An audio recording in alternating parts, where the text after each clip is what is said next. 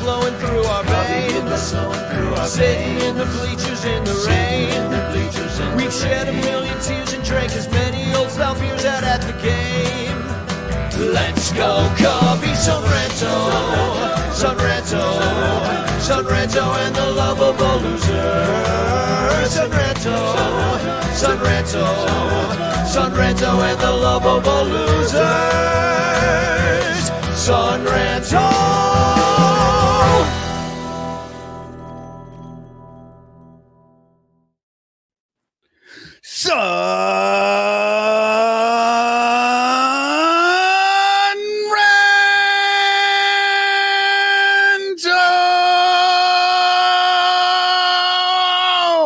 Welcome to the second half of the 2026 Cubs baseball season.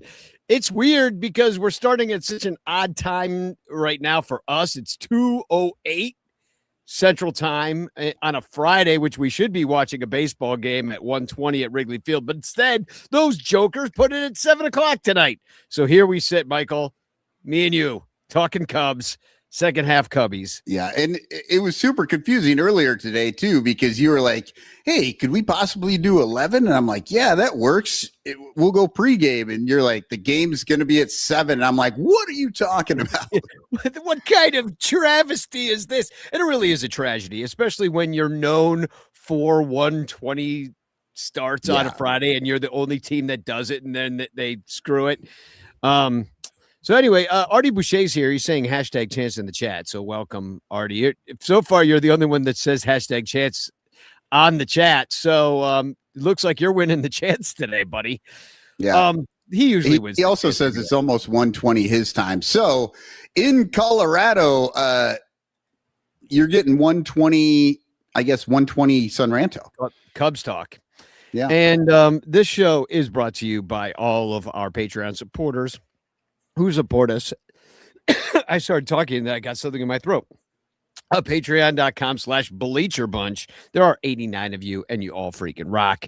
Also in the clutch shirts, Matt Kammer's permanent paintings, Fanarchy, and Penguin Imprints, all awesome sponsors of ours. And I just want to point something out about another sponsor of ours, which is Obvious Shirts, because Obvious Shirts sponsors everybody. They really are the whorish. They're the whoriest of t-shirt companies, because just like they'll just let anybody be a sponsor at this point. But anyway, Joe is a genius. We do have the John Baker Day Obvious shirt for sale. They are a sponsor. Check that sucker out. It's a parody of the Game 7 Wrigley Field scoreboard shirt. All 16 innings there. It's Wrigley Field scoreboard glory. Count them up. I wouldn't even call it a parody. This is just honoring the John Baker game from 2014. It was really the only game that actually there's two games I remember from 2014. It was this one and the Labor Day Massacre, but that was it. The Labor Day Massacre. Yeah, that was when the Cubs absolutely destroyed the Cardinals on Labor Day.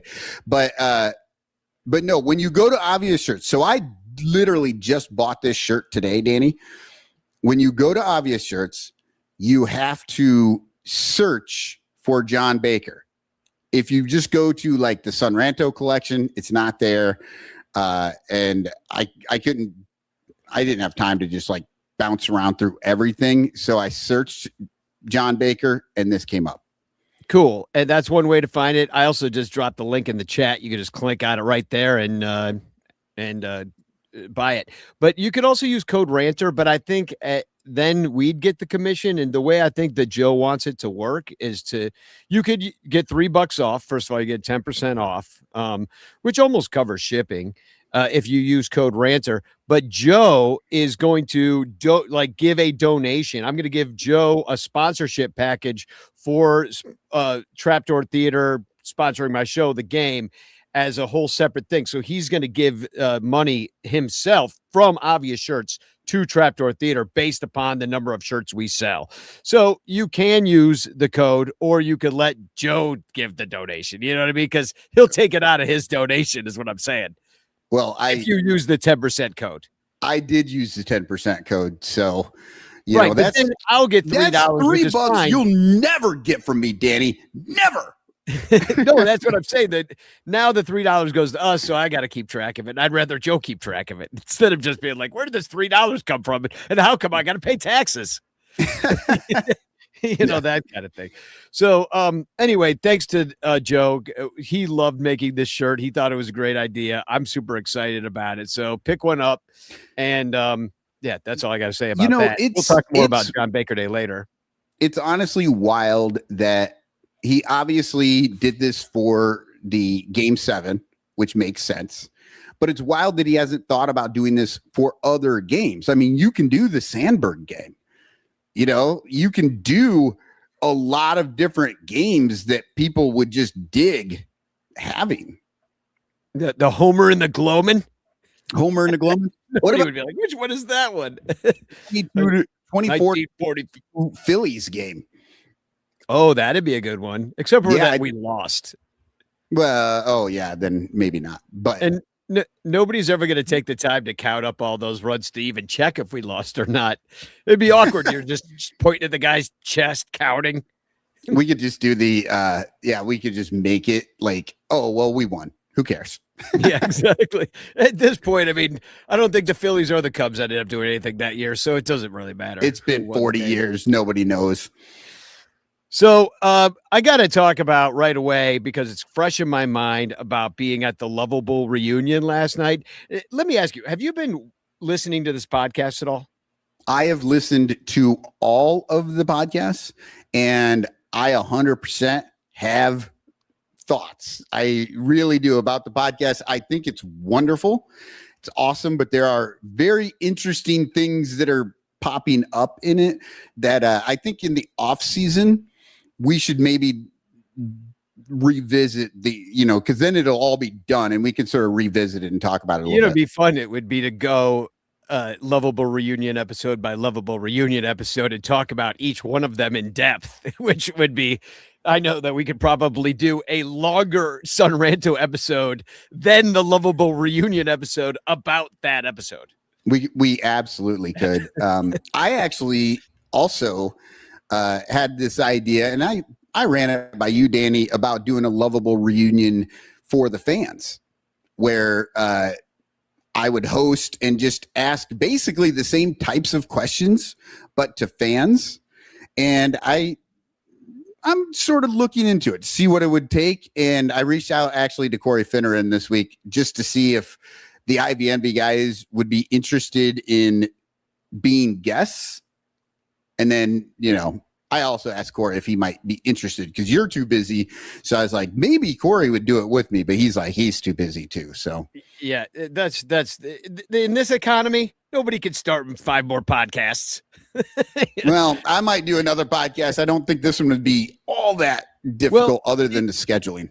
I think it's amazing that, I got that song 10 years ago like that. I'm certain everybody's thinking in the same direction. And last night's Lovable reunion was part of that direction, because these guys live all over the country, if not the world right now. And for them to come back together at the Chicago Theater was just really sort of magical. It's like, here's a picture out front. Like, I was excited and also breathing very heavily because of the smoke here in Chicago yesterday. I mean, it was really tough to breathe, but we were outside of Chicago Theater, which is just a gorgeous old theater. If you've ever had a chance to be in there, it's just amazing. I see the marquee Lovable reunion live tonight. I got excited and I saw all of our friends. Crawley was there. I went with Jarrett and my Thai guy and Rachel. I'm seeing everybody in there. It was like, outside. It's like seeing your friends at Pizza Hut outside of school. You know what I mean? Because we're all at the Chicago Theater together instead of Wrigley Field this time. It's what it felt like. And, just to see all the dudes, you got John Lester there, comes in a cowboy hat. I couldn't even see his face because it was covered with that shadow the entire time. He plays a hard ass pretty much. He's like the big, strong, silent type, and he wants everybody to know. When we walked in, you'll never guess. So I'm just going to my row, and there's like a line for concessions where you can buy candy and a water or whatever.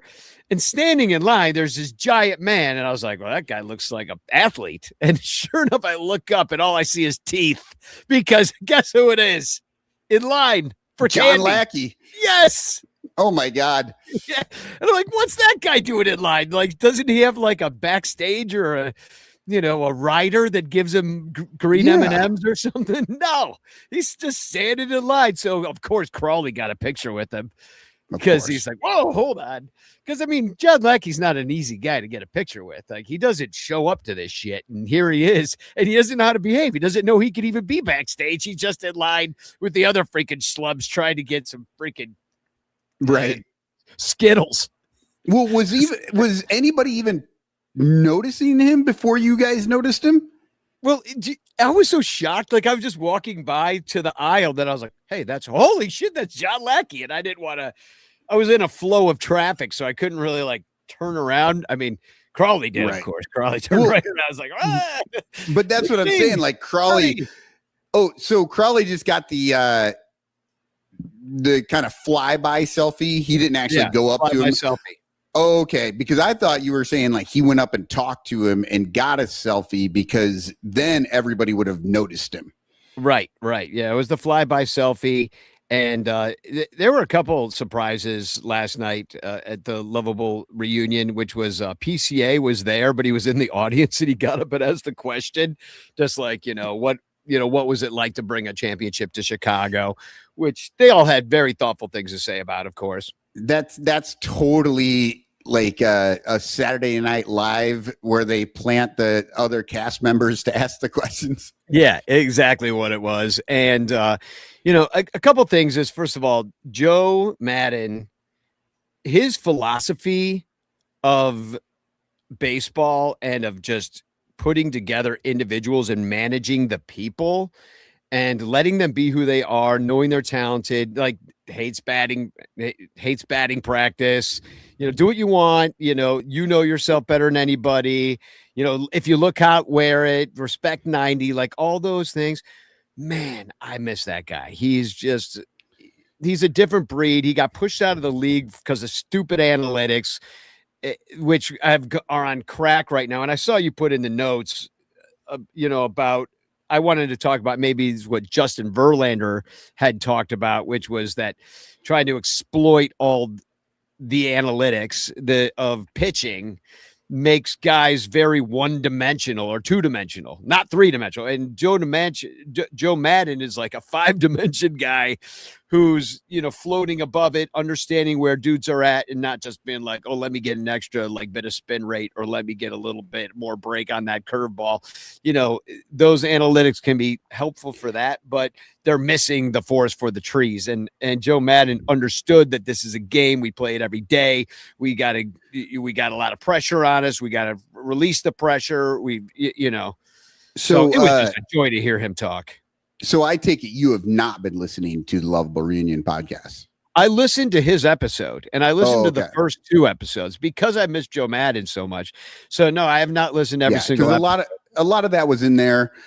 And we honestly talked a lot toward the end of his time with the Cubs about a lot of the changes and weird ways he was running things. And I honestly believe that after that 20, I guess it would have been, was 2018, the offense broke? Was that it? Didn't break multiple times? No, 19 was the year the team fell apart and everybody legs fell off of their knees. Yeah, but 2018 was offense broke, I think. Yeah, but they won. Continued to break from then on in. Yeah, but they won 95 games, and then they said the offense broke, and it's like, no, they won 95 games. That's not an offense breaking situation. But I feel like sort of around that time, it was maybe that's when some of the stat holes were starting to make themselves a little more known in how some of this stuff was supposed to be running, because the team was it was a little bit different and we didn't quite understand why. And we were on the outside, Well, obviously. Madden complained. He goes, the nerds are coming down here and they're handing me spreadsheets. And I'm like, no, get the hell out of here. That's what, and that happened where he went, which that happened in LA with the Angels. But I think that was maybe not on quite the same level, but I think that was starting to happen in Chicago too. And it was, I don't know whether, and that's the worst part. The game was changing. We were getting more, you could measure more things. The nerds got involved. The Harvard guys were like, oh, I'd like to get a job in baseball instead of at the bank. And then here we are, like they're running their models and we all got to live by the models. And Justin Verlander's like, that's really interesting. Joe Madden's like, that stuff is really interesting. But now let's take all this information and let's go play the goddamn baseball game with the talents and the muscles and the skills and how we feel today. See, and that's the thing with Joe. Like Joe was an innovator in this exact area with the numbers and with the stats and with all that stuff. Like he was absolutely one of the first managers to really be pushing that stuff. But the shift was his idea, for Christ's sakes. Yeah, he didn't let it only, but he didn't let it dictate everything he did, though. You know what I mean? Like he took into account a lot of other things, and I feel like they were playing clips. I feel like that's what's getting lost now. They look at what Joe Madden did and they're like, yeah, he was using the numbers and he did great. But they're not looking at what Joe Madden did. They're looking at what the math nerds did. And Joe Madden I was watching the way that worked. Game 7 of the World Series. They were playing a bunch of clips from it last night.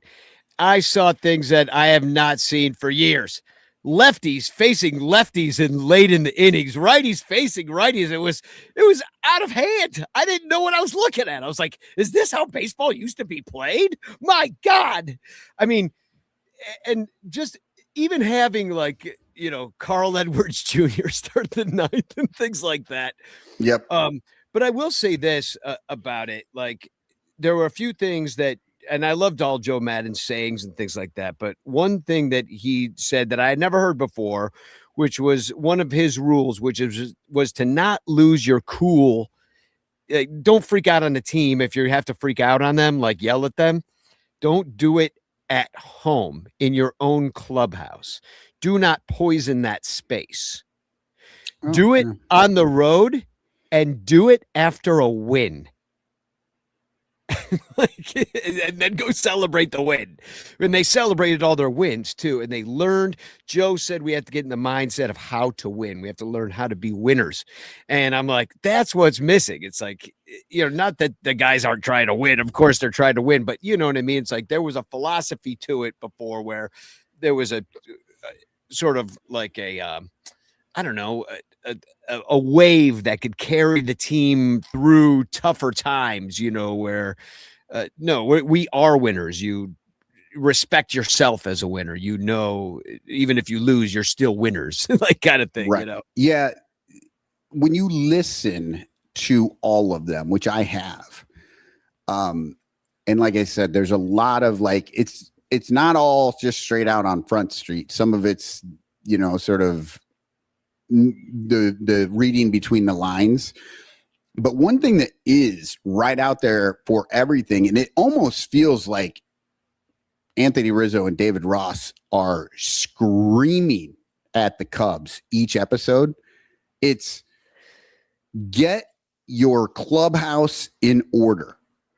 This is like, they aren't, obviously they don't. Well, and Rizzo learned a lot. They talked about that last night. Rizzo was young and just kind of had to get screamed at by Lester a little bit, sort of moved along to become the leader on that team because he wasn't yet. Right. And younger guys were looking towards him. He was a few years into the league, but he was still like a big, immature, freaking St. Bernard puppy. Right. And still sort of that way, even when he was a leader. He's still like that on stage last night. He's just a big, dumb Malouk. Yeah. I freaking love that guy, though. What a nice man. He's a great performer, too. I'm so glad that he's going to be on TV a bunch. Yeah. I absolutely love him. And, it's just, like I said, every episode is just yet another way for them to say there's so much more than the data. And I don't know if Jed is listening to these podcasts or what. I doubt it, because if I were Jed, I would feel attacked every podcast, even though they have they rarely even mention his name. You mean Twinkle D? Or is he Twinkle Dumb? I don't know. It's hard to know. We'll discuss that later, which one's Twinkle D and Twinkle Dumb, because we are going to do little bitch clock. Maybe we'll land on Twinkle D, Twinkle Dumb. But well, the funny thing is Jed was a part of all that. Like, Jed was the Carter of the situation. So somebody asked about that in the Discord.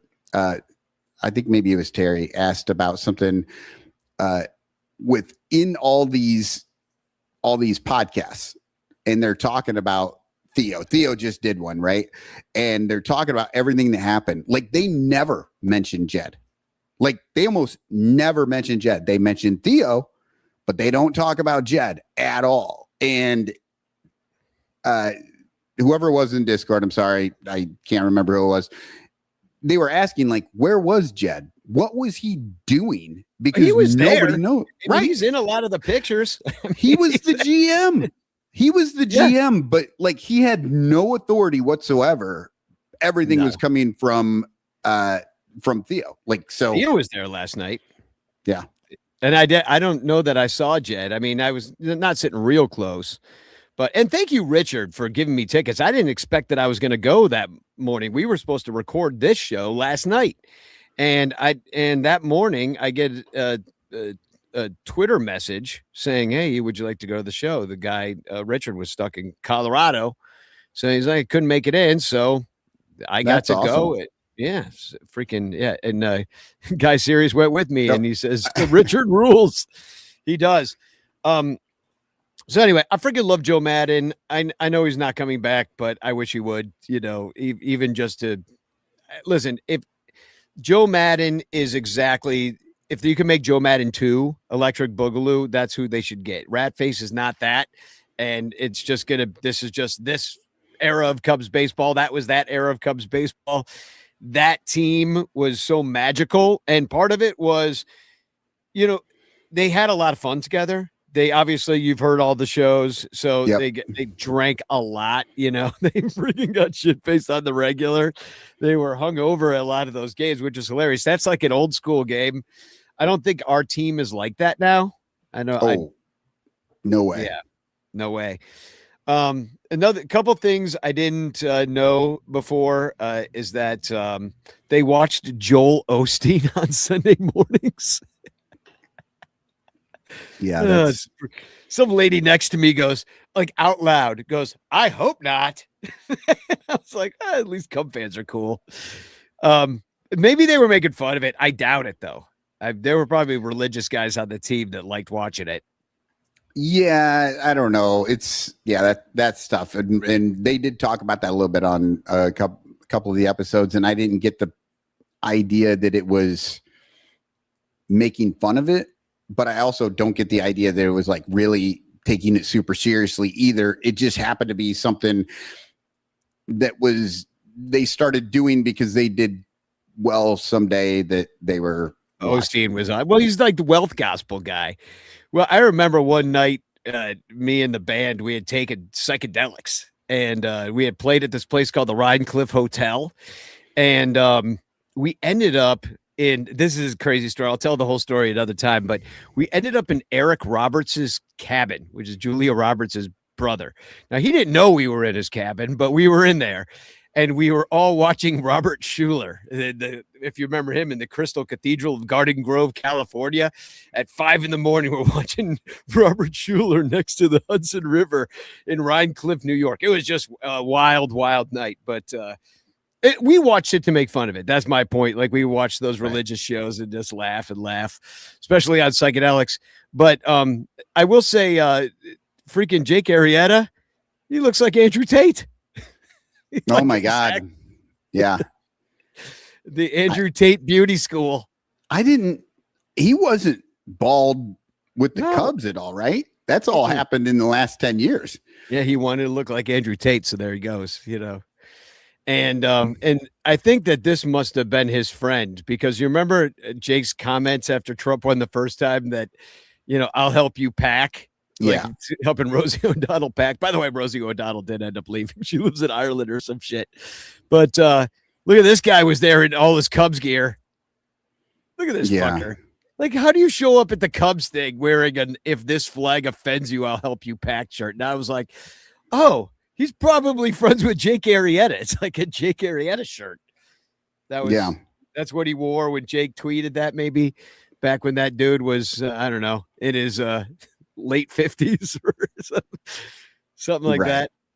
Anyway. He probably doesn't even know that Jake said anything like that. That's just what he wears every day, because he's that kind of dickhead. Exactly.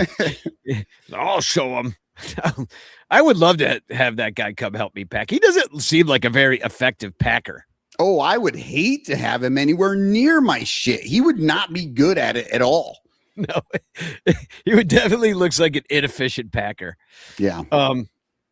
So other things I didn't know is that Miggy, who was hilarious during the podcast, like it's hard to understand him sometimes. The sound wasn't great. I've got tinnitus, and freaking Miggy has a thick accent, but he was off the rails multiple times. Very funny. He needs his own podcast, but also he had an epidural the day of his grand slam. He could barely walk, he said. Yeah, they've mentioned that maybe one time during one of the episodes, but that was wild when I heard that. And he has not had his episode yet. I have to assume they are going to do one with him, because they have talked about him a number of times about how important he was just to the whole culture. I think Miggy was drunk. First of all, he got up to pee like 3 times. So I was like, that man's been drinking beer like backstage for 3 hours before this thing even started. And he was up, and they were making fun of him, just like, yo, shut up, Miggy. Because he was always yap in the clubhouse too, probably, right? But he was that guy on the team. And like in opposition to that is Jay, big, strong, silent type, and kind of the takeaway from he didn't come in until later in the show. He was like surprise guest kind of guy. Yeah. And he really, what it came down to was he earned the respect through his own personal behavior with everybody throughout the entire few years he had been. He came in 15, right? Or did he come in 16? 16. He came 16. Well, no, I believe. He came in 16 because he was on the Cardinals. He was on the Cardinals when the Cubs beat them in the playoffs. Yeah, exactly. But Jay just throughout that year, so he hadn't even been there that long with those guys, but just the way that he was a leader, just the way he set an example for people and would take dudes aside individually and talk to them. And that is so, and because he was so silent, when he spoke during Game 7 and had something to say, everybody listened. And it wasn't what he said, it's who said it. Well, it was true. It was absolutely who said it. But what he said was pretty amazing. And if you haven't listened, his episode just came out a couple weeks ago. It's basically win one for the Gipper, and we've been here all year. No, it's better than that. That's why I say you got to listen, and you got to really listen to the things that he's saying, and you got to listen to all of the episodes, because there's things that happened in that like the whole thing about which has been weird since Game 7. We've all known there was a speech, but nobody knew what the speech was about until now. And now what we're starting to hear, I think, is that it wasn't completely like kumbaya between the players and the coaches, especially with Jay. He had he's a swing thing, he's a great speaker. He understands how to handle himself and how to talk and everything.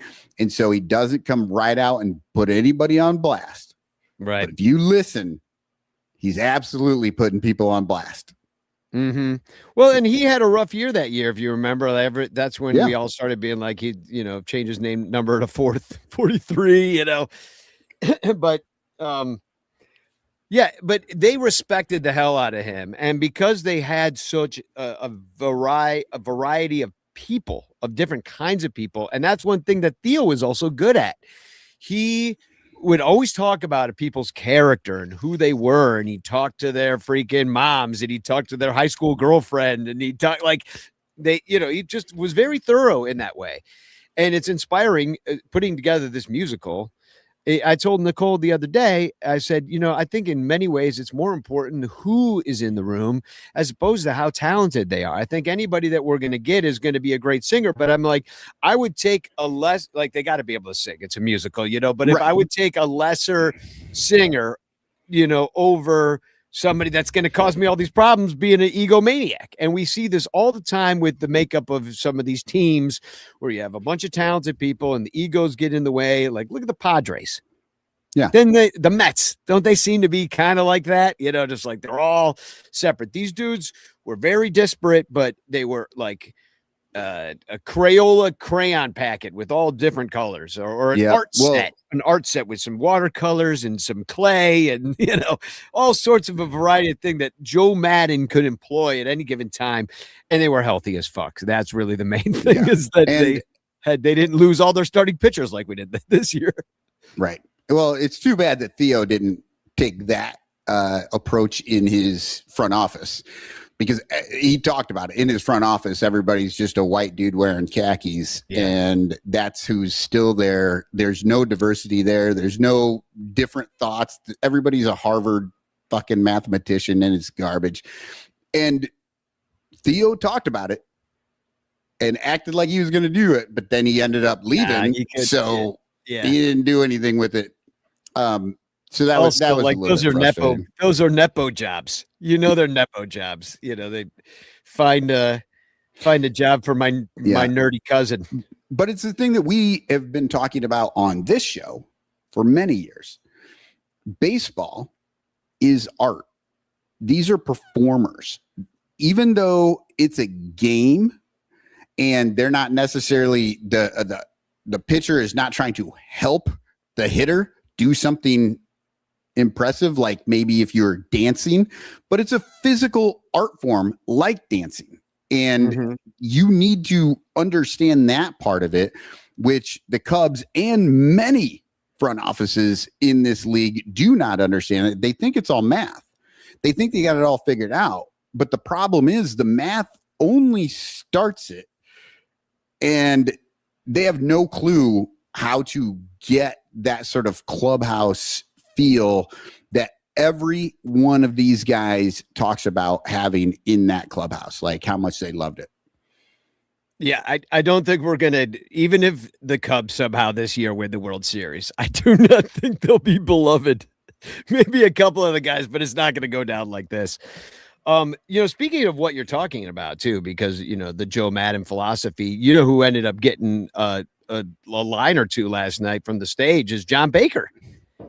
So they talked about him and how Baker had said about Arrieta, because they got him in 13. Yep. And Baker had said about Arrieta that this was the filthiest shit he's ever seen.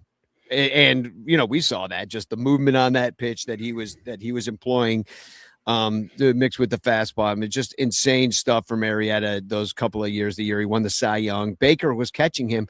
So I came home and I texted Baker. I'm like, hey, you're catching some positive strays from the stage at Chicago Theater from the 2016 team. He goes, those guys were always so good to me. And I said, well, if you think about it, you were the guy that was catching him, helping him along, the veteran catcher that was working with him, with Justin Grimm, who got you through those middle innings, with Pedro Strop, who we got in the same trade, with Hector Rondon, who was there in 2014. Teaching getting Anthony Rizzo through another. Remember the big freaking fight with Aroldis Chapman and Anthony Rizzo, that's with John Baker's right in the middle of that shit. So like, I'm like, dude, it's all built upon something. Theo brought you in for a reason to work with these guys. He obviously liked the way you were working, and you were there before Joe Madden was even there. So anyway, so he's part of it all too. And they're talking about him from the stage. So I don't think that's too far off of a thing, because Miggy is like, oh, and he did mental skills too. So obviously Miggy was in there being like, you got to help me, John. Yeah. Everybody hates me. I talk too much. Well, yeah. I mean, because by the time the 2016 team came around, he had been to Seattle and didn't get an invitation to break with the team, so he retired. The right? Mariners, yeah. But 16, that's when he went back to the Cubs and joined the training, coaching, consulting, whatever he did at that time. I don't think he had a specific job right at that moment, but that's when he got back into the team. Well, actually, you know who brought him back? The Son Ranto show at John Baker Day. Like, that's when he came back. That is literally 2016, July 29th. Son Ranto show brings him back with the very first John Baker Day 10 years ago. Within no time, he's employed by the Cubs. The Cubs were like, oh, John Baker's here? Bring him back. So bring him back. You're welcome, everybody. And you're welcome, Pittsburgh Pirates, where he ended up going. Eddie Vedder was on the stage last night. And that was cool to see. He's saying someday we'll go all the way. And what a great guy. I haven't heard that song in a long time. I love that song. It makes me cry. It really makes me cry. And especially 10 years later, when it feels like we're not even close. Exactly. Now the song we need new lyrics, Eddie. Maybe some of the old we won it once and now let's do it again. And someday we'll go out. He needs a new verse. I'll call him or something.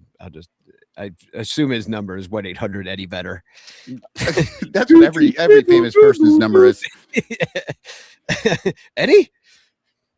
So what else did I have? Oh yeah, Travis Wood is the 2016 Cubs Crawley, because that shirt cannot stay on the man.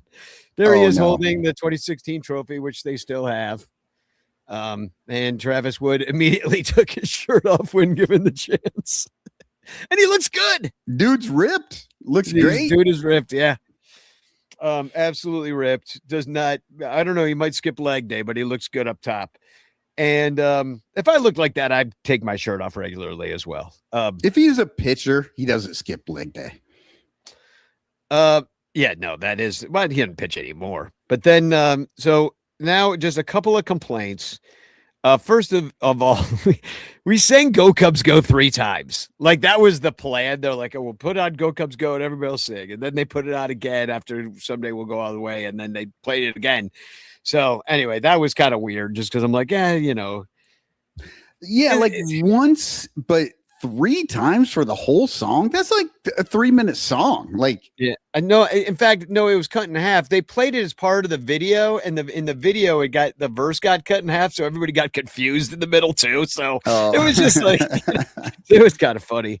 Anyway, that's a minor complaint. Now a major complaint is that Boog Sciambi obviously has no emotional connection to the 2016 Chicago Cubs at all. And I'm like, he was either rooting for nobody or rooting for the Indians that year, because and it wasn't like I expected him to be like a stat bot about that team and know everything that happened with them, but he obviously just did not give a flying fuck. John Sciambi does not care about teams, players, or anything. All he cares about is the numbers. He's a fucking fantasy baseball dipshit, and that's the only thing he cares about. And the bad part about that, the worst part about it, is that we have to hear him all the fucking time spewing this fantasy baseball shit, and he doesn't even understand that. That's the problem. Yeah. I'd rather hear Sarah say. least Sarah Sanchez makes it make sense in a way, you know. Like, if you ask Sarah a question about some of the stats that she's bringing up, she'll be able to like move on from there and explain that to you. Fucking Boog's on there, like this dipshit is talking about stuff, and then JD asks like a normal follow-up question, and Shambi's like, "Oh, I don't know." Yeah, it's like, what do you mean you don't fucking know? His like, this is what you do. His spin rate is 100 RPMs faster during night games on the road. Huh? Really? That's really fascinating, Boog. The one that got me, and I can't remember which team it was, but he was just fucking going off for like a good 5 minutes about this dude's arm angle and how he had changed it in spring training and all this stuff. Oh, you told me the story. Yeah, and literally JD was like, "Oh, well, you know, how has that affected the pitch or like why do you?" Yeah. And he was like, "Oh, I don't know. I don't know. I don't know why." It's like he just did it, and I have no idea the effects of it. But I wasn't really curious about like the point of it all. But I just thought I would have a little tidbit to share with you on the show that was like a little factoid. You know, like I'm the back of a freaking Chinese food menu with like random factoids about the Great Wall of China. Yeah, exactly. I mean, you could be eating boogios and looking at the back of the fucking cereal box. Exactly. Ooh, let me play the maze game. So anyway, I had a great time. Thanks again, why does Richard. it keep circling in around on itself and never going anywhere? It's the worst maze ever. Back at the start.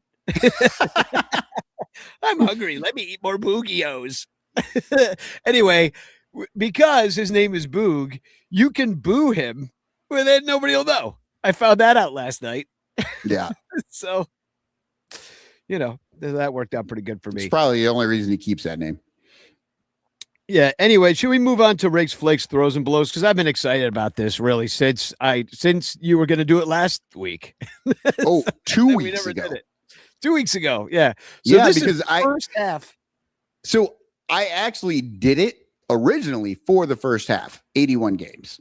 I did go back in and update it. I didn't have to update much because just basically it's all the same people, but the numbers were a little bit different. But yeah, let's get into it. Roll the Salado. Roll tape. And now I'm going to show you how to rake.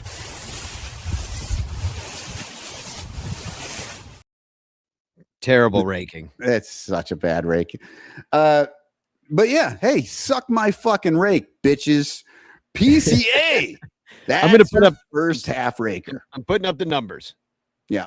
Okay. So up to the All-Star break, he's hitting 291, 386, 531 with a 917 OPS. That is elite territory for a season. He leads the team in homers with 21. He's second in RBI with 53.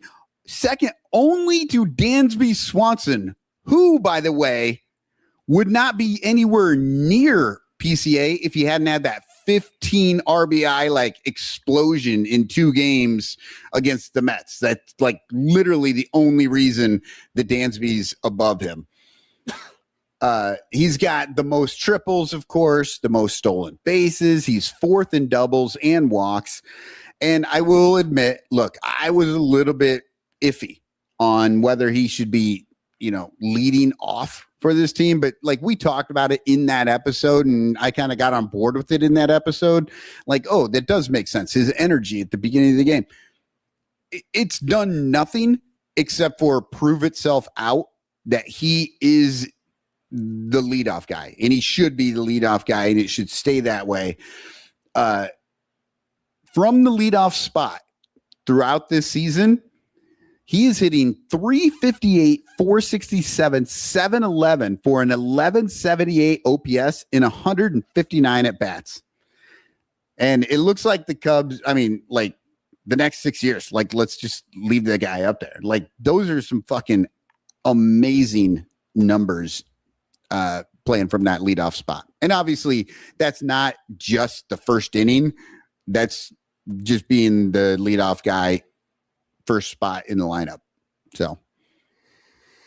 Yeah, I mean, now we're gonna see if he can't live up to that second half. He fell apart in the second half, and not really. Like the numbers were bad, like you said. He did kind of pull it together at some point. We kind of talked about it last show about PCA not being. He was bad, but he wasn't like hitting like 123 or something, His August was insanely bad. Yeah. But then he was able to like turn that around in September, but still not great. He wasn't good in the playoffs. Like, well, I just hope he can sustain it this year because he was otherworldly recently, and it would be nice if he could sustain that. I don't know, maybe till November. Well, and I really do think he will, because after moving to that leadoff spot, his approach at the plate is different. He's taking way more walks. Like I said, he's fourth in walks, but he wasn't even trying to take walks early in this season. But now he takes a good number of walks. He sees a lot of pitches. He hits the ball very hard from that top spot. And, there's been a lot made recently about how he's changed his batting stance from the start of the season to now. And so I just think it's going to be, I'm not worried. Let's put it that way. I'm not worried about how he's going to play out the second half. I think he's really found his spot at that first in the lineup. Yeah, maybe MVP territory too for him if he can sustain this. Yeah. All right, are you ready for flakes? Absolutely. I haven't worried about flakes since my grunge days. Remember them?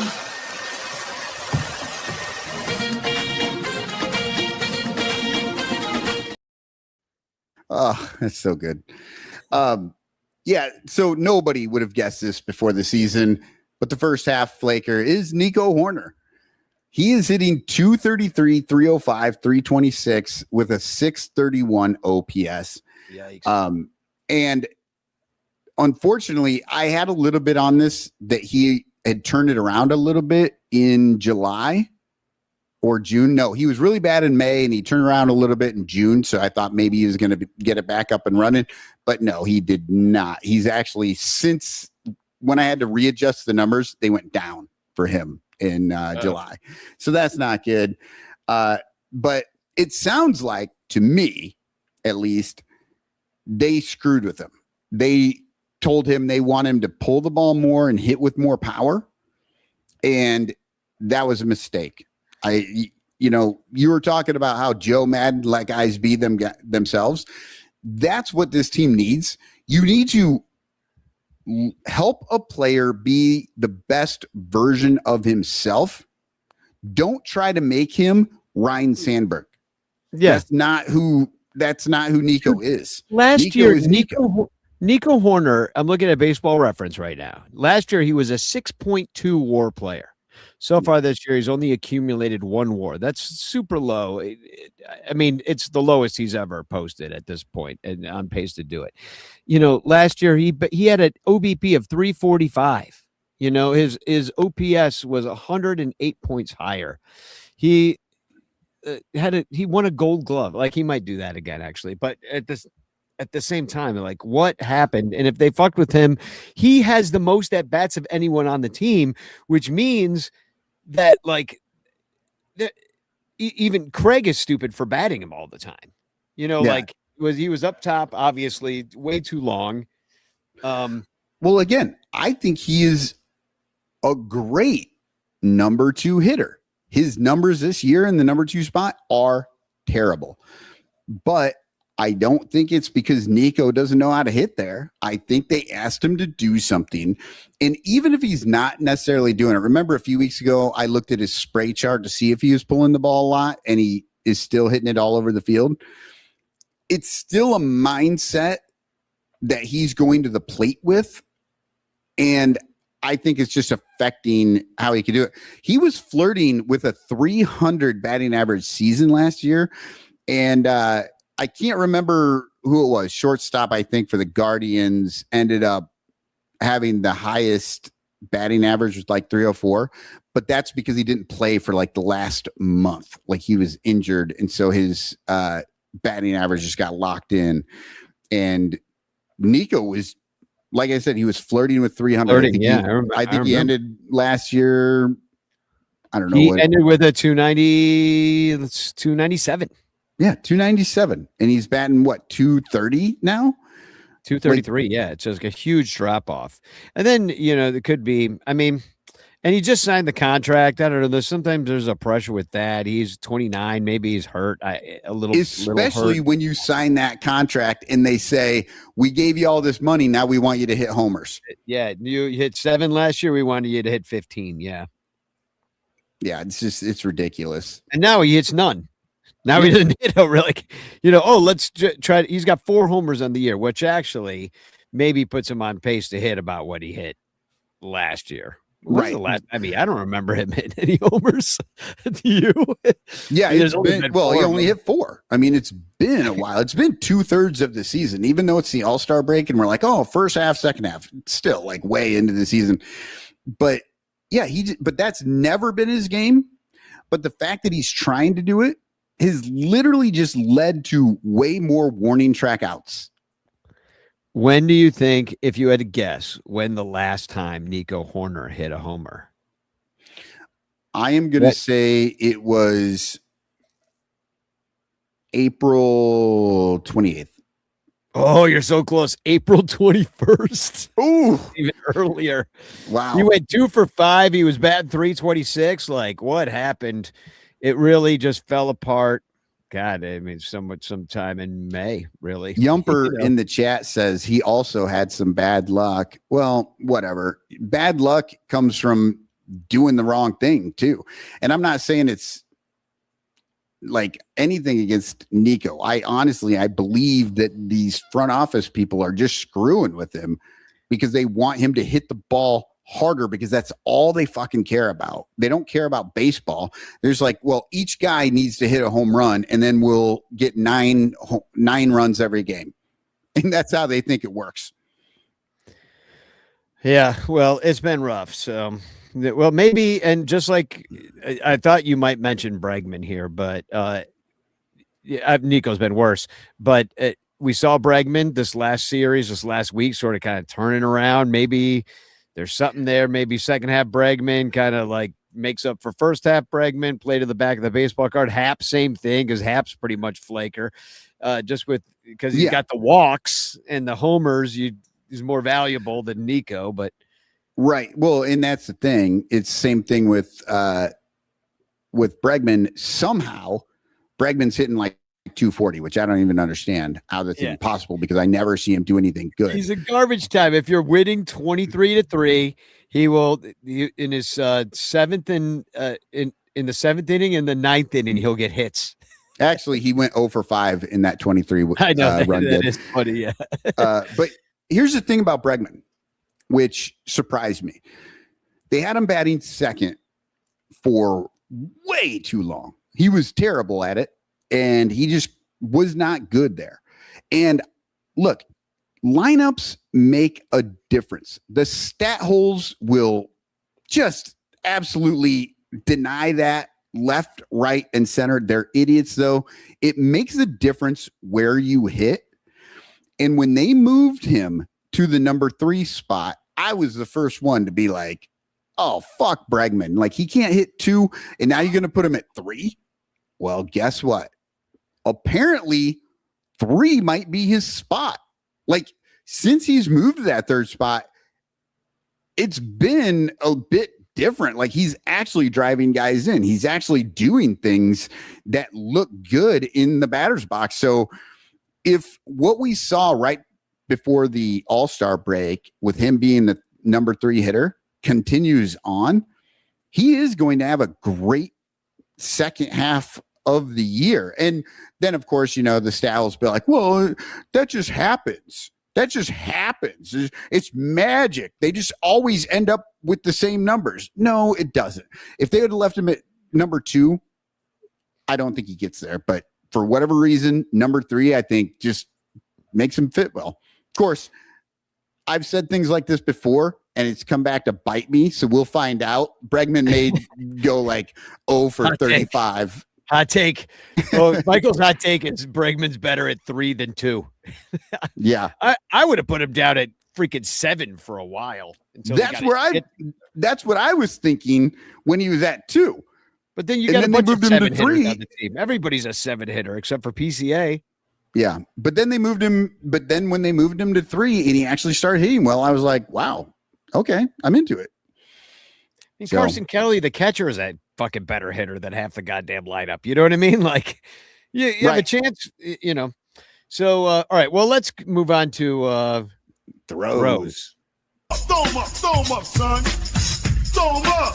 Yeah.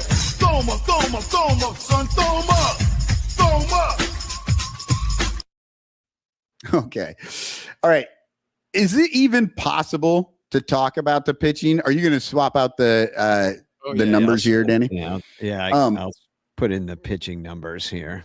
Because literally Shota Imanaga is the best pitcher on the team. The ace. But that's mainly because he's the only pitcher who has not died this year. Like, he has a 4.17 ERA, which is better than every starter except Ben Brown and Javier Assad. Brown, who knows? Dead. He's lost his neck. His neck is gone. And Javier Assad, they do not trust in any way. So who knows how many more starts he's going to get. But he has 35 more strikeouts than the next guy on this team, which is Colin Ray. He has 105 strikeouts. Colin Ray has 70. That's your top 2 guys on this team. Jesus. And what's that? I said, Jesus. Yeah. And the thing is, Shota's not a strikeout pitcher. He's not. But he's actually quietly been kind of good at it. He has obviously. And they didn't want him. Yeah. He's given up the most earned runs on the team by a lot, but because he's pitched so many innings, that's what brings his ERA down, because all the other guys are like, well, I gave up less earned runs, but I died, and all those earned runs were in 50 innings, whereas Schultz is up, in the hundreds now or something. Yeah, so, 108. Yeah. So he has given up 22 home runs, though. Yes. And I didn't look this up, at the break, he had given up 20, and so had Jameson Taillon, and those two were tied for third in all of Major League Baseball at the time. I assume he's still third unless he went up to second. I don't think Taillon might. I got some bad news for you, because Taillon had given up 20 home runs, and he might be coming back soon. He's been doing some rehab starts. Yeah. So get ready for him to be on the blows. Yeah. But so look, Ben Brown, honestly, if he could stay healthy, he would have been the best pitcher in the best of the starters. He also would have been the best bullpen pitcher, because he's done both this year. Unfortunately, he's not there because he just doesn't have the amount that he needs. And this was something that was surprising to me, that when I looked, Cade Horton only pitched 2 games. Like, as excited as we were and how good he did, he pitched 2 games. It's insane how big of an impact that we thought he was going to have, and he's done nothing since. But Trent Thornton is actually the thrower in the bullpen. He has the lowest ERA out of the bullpen, but of course, 3 guys have more innings than him. So, he's got an opportunity. He could probably blow up his ERA soon, but he's also kept it down in less innings too. So that's fairly impressive. He has the lowest whip in the bullpen at 1, and the average against is the lowest, and it's 194. That's pretty good. But he is nowhere near the most strikeouts. I think that's that might be Teal Bar. What's his FIP? You know what I mean? Like, yeah, I wonder. It comes up one of the best defenses in the majors, and I just wonder. And that's one thing that really fucking annoys me. It's like, oh, well, his FIP isn't good. Well, if the pitcher is good and he knows who his defense is, why the fuck would he be trying to do it all himself? Okay. Yeah, his FIP doesn't look good because he knows what he's fucking doing. Dude, his FIP. All right. I'm looking at it right now. Can you guess what Trent Thornton's FIP is? His ERA is 2.48. What's his FIP? I'm going to say his FIP is 5.50. Oh, it's 5.13. God, I'm close. Oh, so on any other, if we're going to face the Twins, they don't have very good defense. If Trent Thornton's on the Twins, his ERA is like 9. Right. Except for, and this is why the numbers do not tell the truth in the way that everybody thinks they do. Because if Trent Thornton was on the Twins, he would not be pitching exactly the same as he pitches with the Cubs. He knows what he can get away with. He knows what he's trying to do out there. If he's with the Twins, he's not going to have a 9 ERA. He may not have whatever 2.40 that he's got with the Cubs, but he might have a lot more strikeouts. You don't know. You don't know what he is going to try to do in a different situation because everything happens in context. And when you add that shit into numbers and then you fucking forget about the game, well, the numbers have no context. Oh, I agree with you. I mean, that's what Joe Madden was saying last night. And it's not even old time thought. It should be a new time thought. Like there's new ways to think about this because of the numbers. You just have to get past the numbers and stop thinking about them after you learn about the numbers inform your overall worldview about like how things work. You know what I mean? And then you just go out and live your fucking life. You know what I mean? So, all right. Well, are you ready for the blows? I am. Okay, I gotta find the drop here. Here it is. Just put your lips together and blow.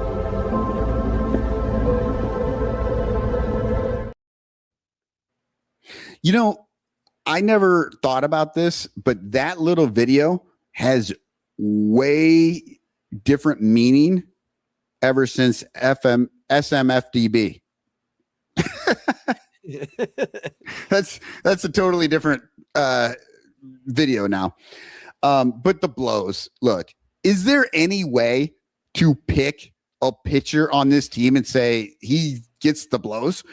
There has been so much bad crap that has happened to this bullpen, to the starters. Everybody's dying. Craig literally doesn't have anybody to work with. He just has to keep going to the same guys over and over. So there's no way to do it. So what I'm saying is it's the coaches, the training staff, and the front office. They get the blows for whatever it is they are doing to kill every pitcher that is put on a fucking Cubs uniform this year. Well, I got good and bad news for you is that it seems like Philippe Maton is coming back. Phil Maton. Dude, it's so ridiculous. And did you hear what they said about him? He's got a knee problem. That's what he's saying, right? His knee hurts. And their solution is he's just going to have to learn to play with the pain. What? Pop a couple Motrin, call it a day. Jesus Christ. Rub some dirt on it, Phil. That's all right. That's fucking insane that you would have a guy. If that's the case, put him on the fucking 60-day IL and move on. Don't be like, well, we're paying him a bunch of money, so he's gonna pitch because we have to have him out there. That's fucking stupid. Well, plus they also need people because everybody else died. You know, I mean, there's these sorts of guys on this team that nobody was expecting to be here. I get it, but a Phil Maton who has not been good and has a knee injury isn't better than just some random fucking dude from Iowa. Put him on the 60-day IL and forget about him until Ryan Rollison, 280 earned run average, but what's his FIP? Yeah.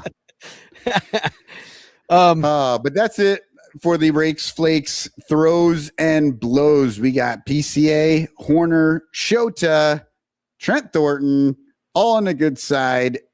Or, well, no, I guess Nico's not on the good side. And then, you know, the management staff as our ultimate blowers.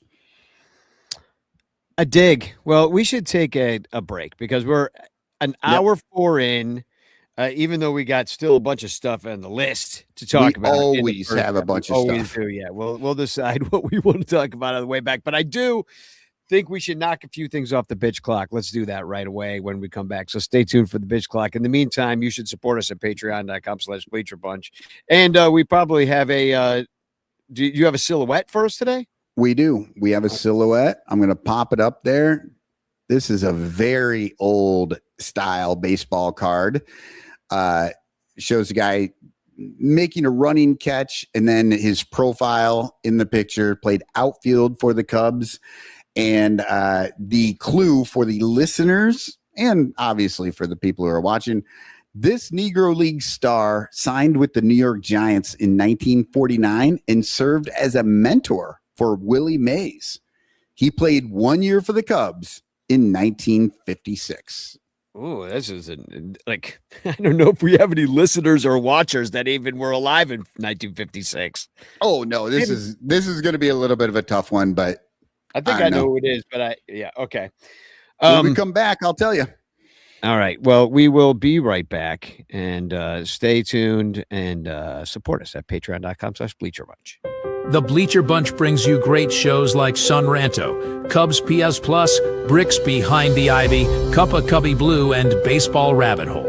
But you could be getting so much more when you subscribe to our Patreon page for as little as $1 a month at patreon.com/bleacherbunch. Get access to our exclusive daily show Cubs Pod, where we recap every single game. Plus, be the first to hear Cubs music, get early access to events, and receive an invitation to join our Discord Cubs community, where fans just like you show up every day to rant and rave about our beloved boys in blue. Most importantly, 10% of your Patreon pledge will go directly to help the Lost Boys Youth Baseball program. So join us. There are perks at every level, like the Renter Calendar, absolutely free, and name recognition for you or your business. We are independent Cubs podcasters, and we need your support. Otherwise, we'll quit. Seriously, we'll all quit. Some of us might even die from your lack of support. In fact, the cutest little puppy you've ever seen will die if you don't support the Bleacher Bunch at patreon.com/bleacherbunch. We promise to spend all the Patreon money on tickets and beer and all the dung crap we have to buy just to keep our podcast rolling. So give us your money, and we'll waste it far better than you will. Patreon.com/bleacherbunch. Free trials are available, but don't do a free trial. Just join, okay? Okay. Patreon.com/bleacherbunch. In the clutch, in the clutch. Buy t-shirts from In the Clutch. Take it from the Bleacher Bunch. You'll love the shirts from In the Clutch. In the Clutch shirts are comfortable, stylish, and guaranteed to get you laid. Plus, they're proud sponsors of the Bleacher Bunch. Use promo code BleacherBunch for 10% off your purchase. Nice to feel and soft to touch. That's why you will get laid so much. Wearing a shirt from In the Clutch. And you can thank the Bleacher Bunch. In the Clutch, in the Clutch. Buy t-shirts from In the Clutch. Remember the code Bleacher Bunch. Save 10% at In the Clutch. In the Clutch. In the Clutch. In the Clutch shirts actually not really guaranteed to get you laid. Hey there, as you can see, I'm a talking penguin. No, I'm not like the Batman kind of penguin or Ron Say or that dumb fuck Happy Feet. No, I'm the spokespenguin for Penguin Imprints, who makes awesome imprinted items with original designs. And they do custom stuff too. Why, check this out. And this. How do you like this, Chicago? And I love this one. And this might sound a little weird coming from a penguin, but fuck ice indeed. Penguin Imprints also makes custom t-shirts and stickers for your event or organization. And because they're sponsors, listeners of the Bleacher Bunch Network can get 20% off any order at penguinimprints.com with the code Bleacher Bunch. Okay, that's enough about Penguin Imprints. Now I gotta go find that little bitch Happy Feet and put his smirking beak on the other side of his head. I hate that fucker. But man, do I love Penguin Imprints. Oh, hi. I didn't see you there because I was entrenched in the awesome new baseball fan app called Fanarchy. It's the best way to keep up on Cubs and baseball news and follow every game live. But what I like best is the game search feature. I can find any game in history by describing it and say I was there. Gabby Hartnett hits a big homer, and there it is. The lineups, the box score. Oh, I can reminisce about being there at the homer and the gloaming. People don't say gloaming about dusk like they used to. Let's try another. Babe Ruth calls his shot and hits a homer at Wrigley Field. And there it is, Charlie freaking Root. What a bum. Anywho, I love Fanarchy, so I wrote them a song. Get off Facebook, get off X. The Fanarchy app is the best. For all the Cubs baseball news I need, I always use Fanarchy.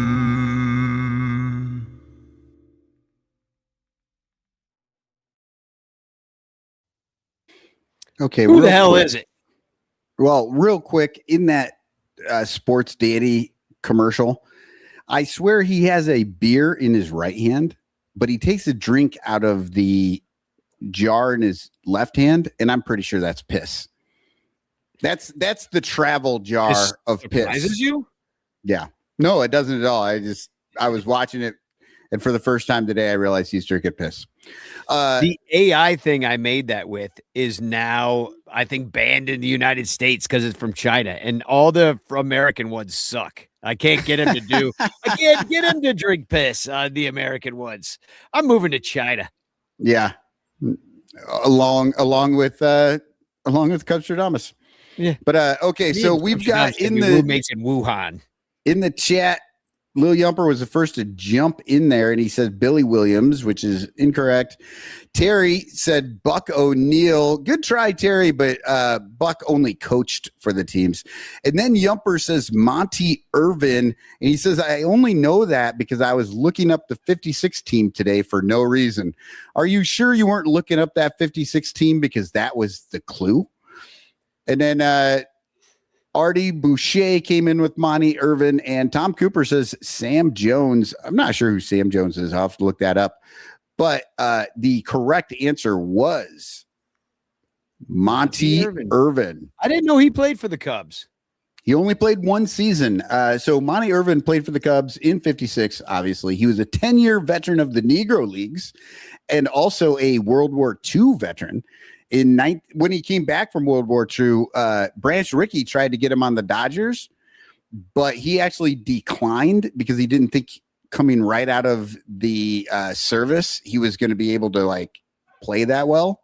So he actually played in the Mexican leagues and stuff too to just build back up into playing condition. But he was with the Newark Eagles, and they won a championship in 1946, and then he won a World Series championship with the Giants in 1954. He was with the Giants for 7 years. Is that the Bobby Thompson? Giants win the pennant. Giants win the pennant. It might be. Yeah, I don't know. But I will say, so in 1951, he led the National League with 121 RBI and a 6.9 WAR. Nice. It was actually 51 was the Giants win the pennant, Bobby Thompson, which apparently they were stealing signs. Yeah. But, and actually the way that I just said that, I said that he led the league with the 6.9 WAR. No, he just had a 6.9 WAR. He led the league with 121 RBI. In 8 years in the big leagues, he had an OPS of 858 in the National League. Wow. which is that's amazing for 8 years. And those were not his best years. Those were after spending 10 years in the Negro leagues and going to war. When he played for the Cubs, he was 37 years old. He had 15 home runs, an OPS of 801, and he only had 388 plate appearances. So that's a good amount of homers for basically half a season of plate appearances. And then his number was retired by the Giants because he died. Well, that's not why they retired. His number was retired before, but he died in January of 2016. And so the Giants were actually wearing a patch on their sleeve in his honor when the Cubs beat them in the playoffs that year. Wow. So that's a little Monty Irvin. I didn't know anything about him, it. really. I heard the name before. I thought of him as a Giant. I didn't know he played for the Cubs. That's cool. Yeah. So a couple of just quick notes. There was a draft, which I don't know why they put this at the All-Star game so that nobody can pay attention to it, because like you have All-Star festivities and a draft at the same time. It's like, that makes no sense to me. Unless they did the draft at the fucking All-Star game. Like, do it on the field. Maybe people will look at it. It said you got it, Manfred, at the freaking airport Sheridan, like butchering everybody's name. You see that he like butchered the White Sox guy's name. But if your name, it was the first pick, everyone knew it was going to be the first pick. He had no idea how to say the kid's name. How to say that name, and he screwed it up. I don't even know who it is. I forget the guy's name too. But I will say this: if your name, this is a public service announcement to all the people listening right now. If your name is Cade, Caden, or Dylan, you may have just been drafted by the Chicago Cubs, because every single one of the guys that we got is a pitcher named Cade, Caden, or Dylan. That player's name is Roch Chalowski. Yeah, it's ROCHCHOLOWSKY. So I'm going to go with Rock Chalowski, which, by the way, I'm going Roch. If your name is Rock, that's bad as fuck, man. Like, especially if it's spelled with a CH. Like, yeah, just put a K like a person. So I got to be like Roch the crotch. Yeah. And then you start, the next part of his name starts with a CH. So you just have one CH. Rochalowski. Rochalowski. Why not?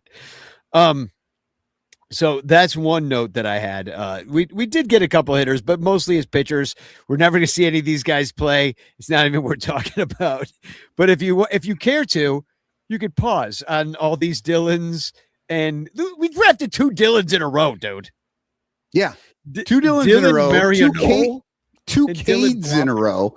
I mean, it's Cade and it's Caden, but that's basically just Cade. And of course, you need a Carson. And yeah, the only hitter we got is a guy named Miles, and he's the only one I was excited about because it was a big kid. He hit lefty, and he hit a fucking dog in the video I saw. I'm like, I could see that happening. And of course, there's a chase. Lots of chases getting drafted now. Yeah, there's a guy named Ariston, so that's a new one. Ariston. So, yeah, Carson, Cadens, Dylan's. Yeah. It's a Gen Z nightmare. Yeah, it's a Gen Z nightmare, I tell you. All right, so that happened. That's a little note. And also, I didn't know this, but I don't know how I missed this piece of news, but the Savannah Bananas are coming to Wrigley Field. And you tried to see the Savannah Bananas. I literally just saw that when I went on the Obvious Shirts today, saw the banana stuff. But yeah, look. I've got my that information. I've got my little mini bat, Savannah Bananas, and this was the single good thing that happened at my Savannah Bananas game. It was horrible. It was July 3rd. It was hot as balls. We get there at like 5 o'clock for a 7 o'clock game. They were supposed to start pre-show stuff at 6:30.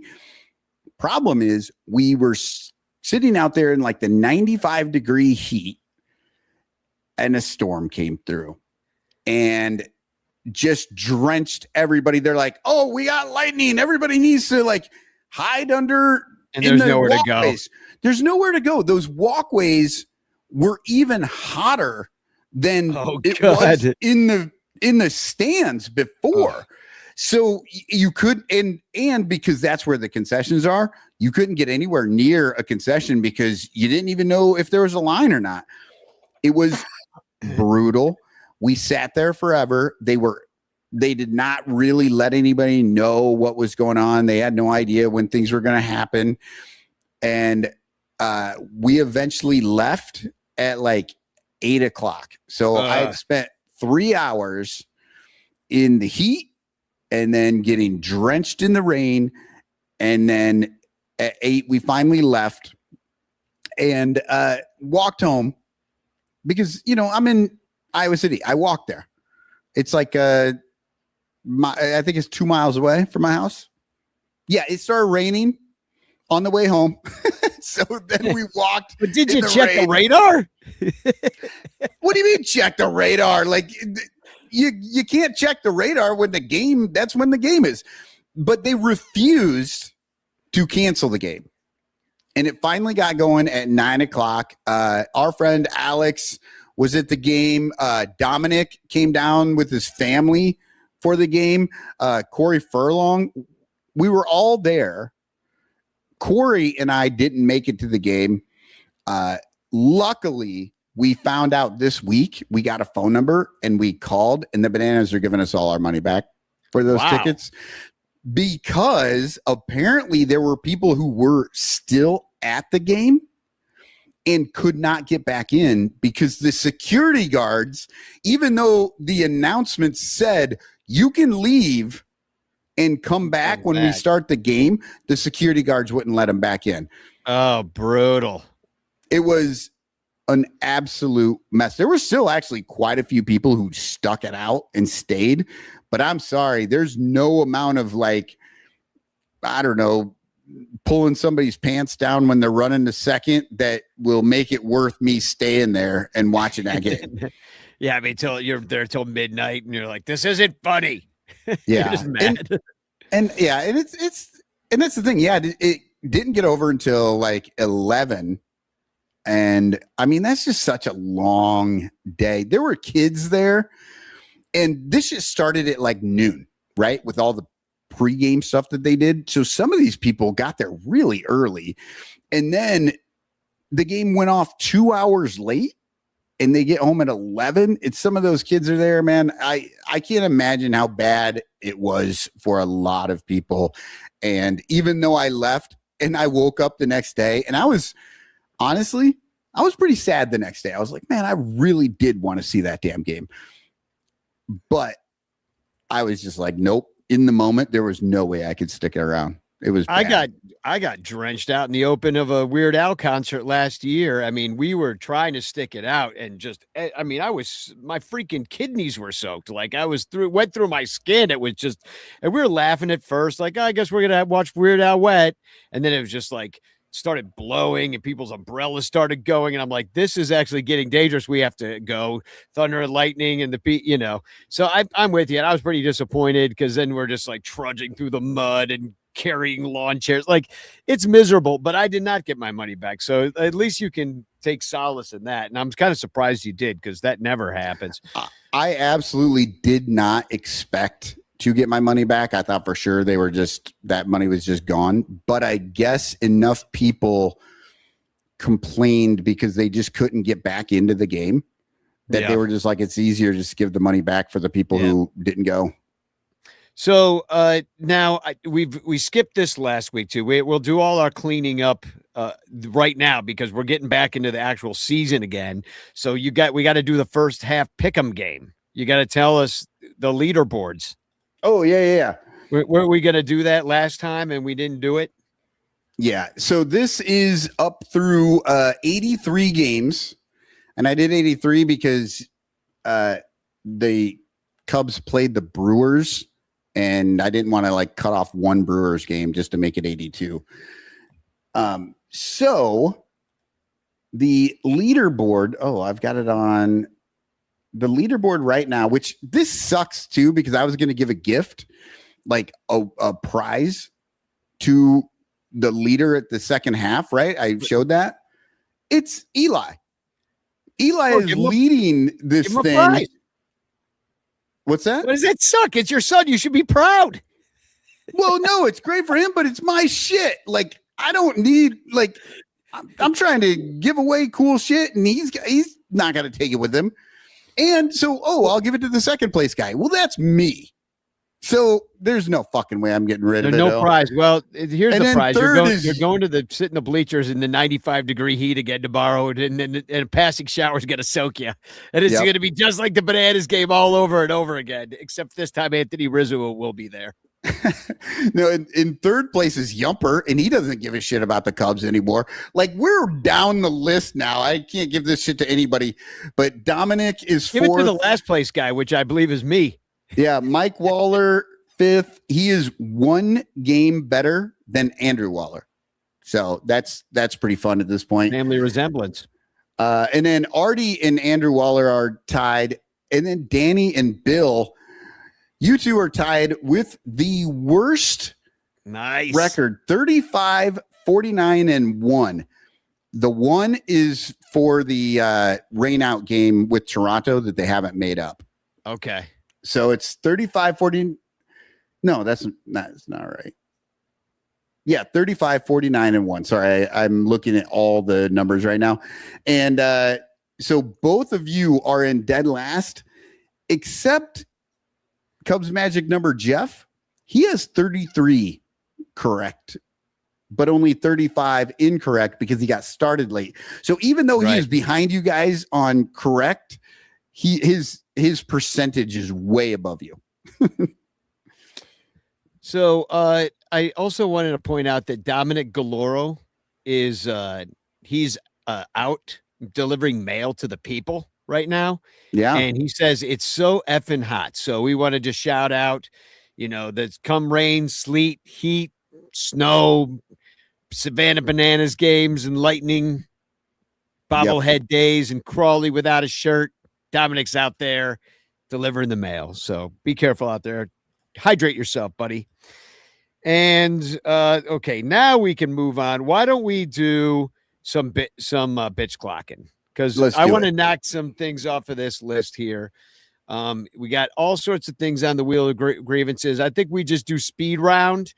I won't even say that. I'll only tell you the new things are on the bitch clock because we've had these things on here for a while. Yeah, don't do all the old ones. Just do the new ones. Yeah, Friday night games, throwing garbage on the field in celebration, Twinkle D and Twinkle Dub, the new schedule, which we should talk about. And then those are the only new ones. So I'm gonna spin the wheel, and round she goes. This is, by the way, how I'm gonna pick raffle winners on John Baker Day.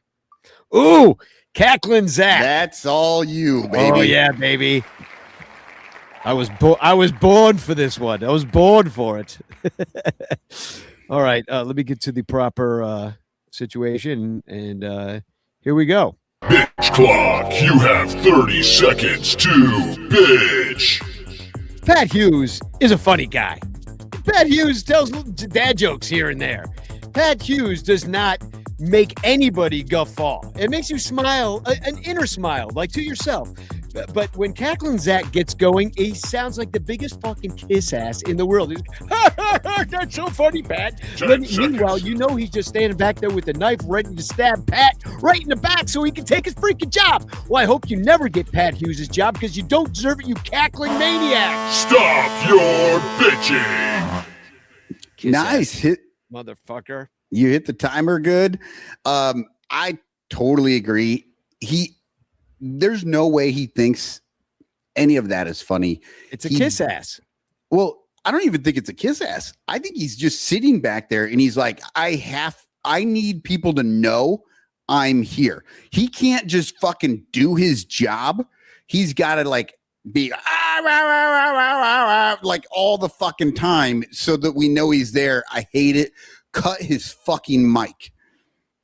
Amen. I don't even think he's on mic. I think that's why he laughs that way, so that it gets. So you can up. hear him through freaking Pat's mic. Yeah. And the Or thing is, Ron. we had a guy before Zach, and Zach was with the Bears, and then they like did a swap. Like our guy, Corey Provis. I mean, yeah, and that guy and- did not cackle. no, he just did his job. And when he was asked about things, he talked about them.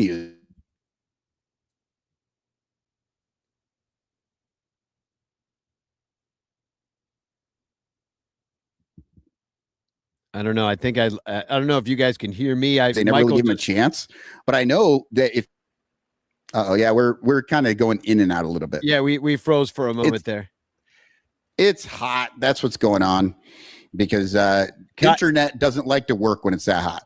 Cotton modems melted. That's what Corey Furlong said. So I guess it was you, because I was sitting here. I'm like, because you never know, because sometimes like you'll keep moving and I don't keep moving, and then I'm choppy and you're anyway. Yeah. It's your turn.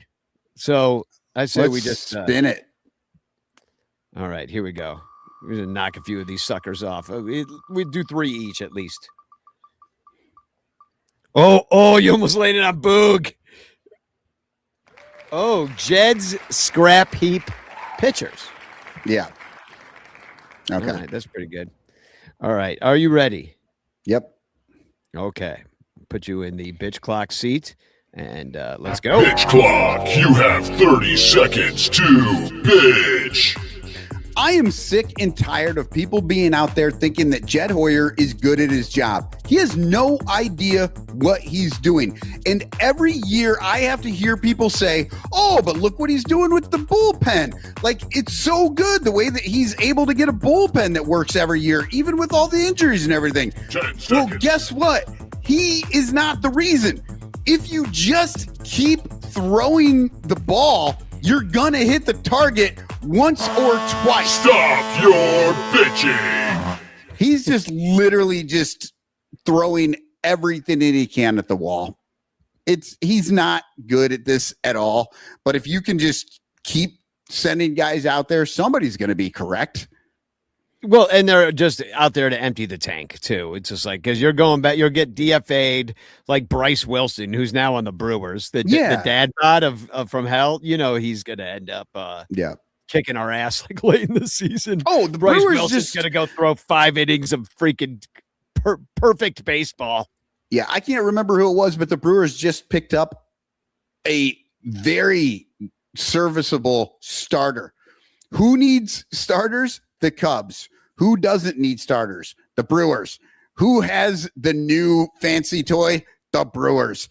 Because they know what they're doing. They're going after what they need. Jed Hoyer is just like, he's Lance like McCullers. Yeah, he's the general who's just like, well, just send them all out there. They can't shoot them all. Yeah, A few exactly. of them will get through. He's basically like Russia in World War II is what we're like for the bullpen. Yeah, It's just exactly. like, well, we'll somehow maintain this border with Ukraine somehow. All right, let's spin it again. Have these drones they're throwing at us. So, all right, let's do another one. All right, here we go. Let's spin it away. I want to do more bitch clock in the second half. We have way too many things on this this wheel of grievances. Ooh, right field. Nice. I like how it's just right field. There's no like. Well, there's no left field. I'm glad you didn't get this one. Unless, but you like right field. Right, but it's funny how it's like it.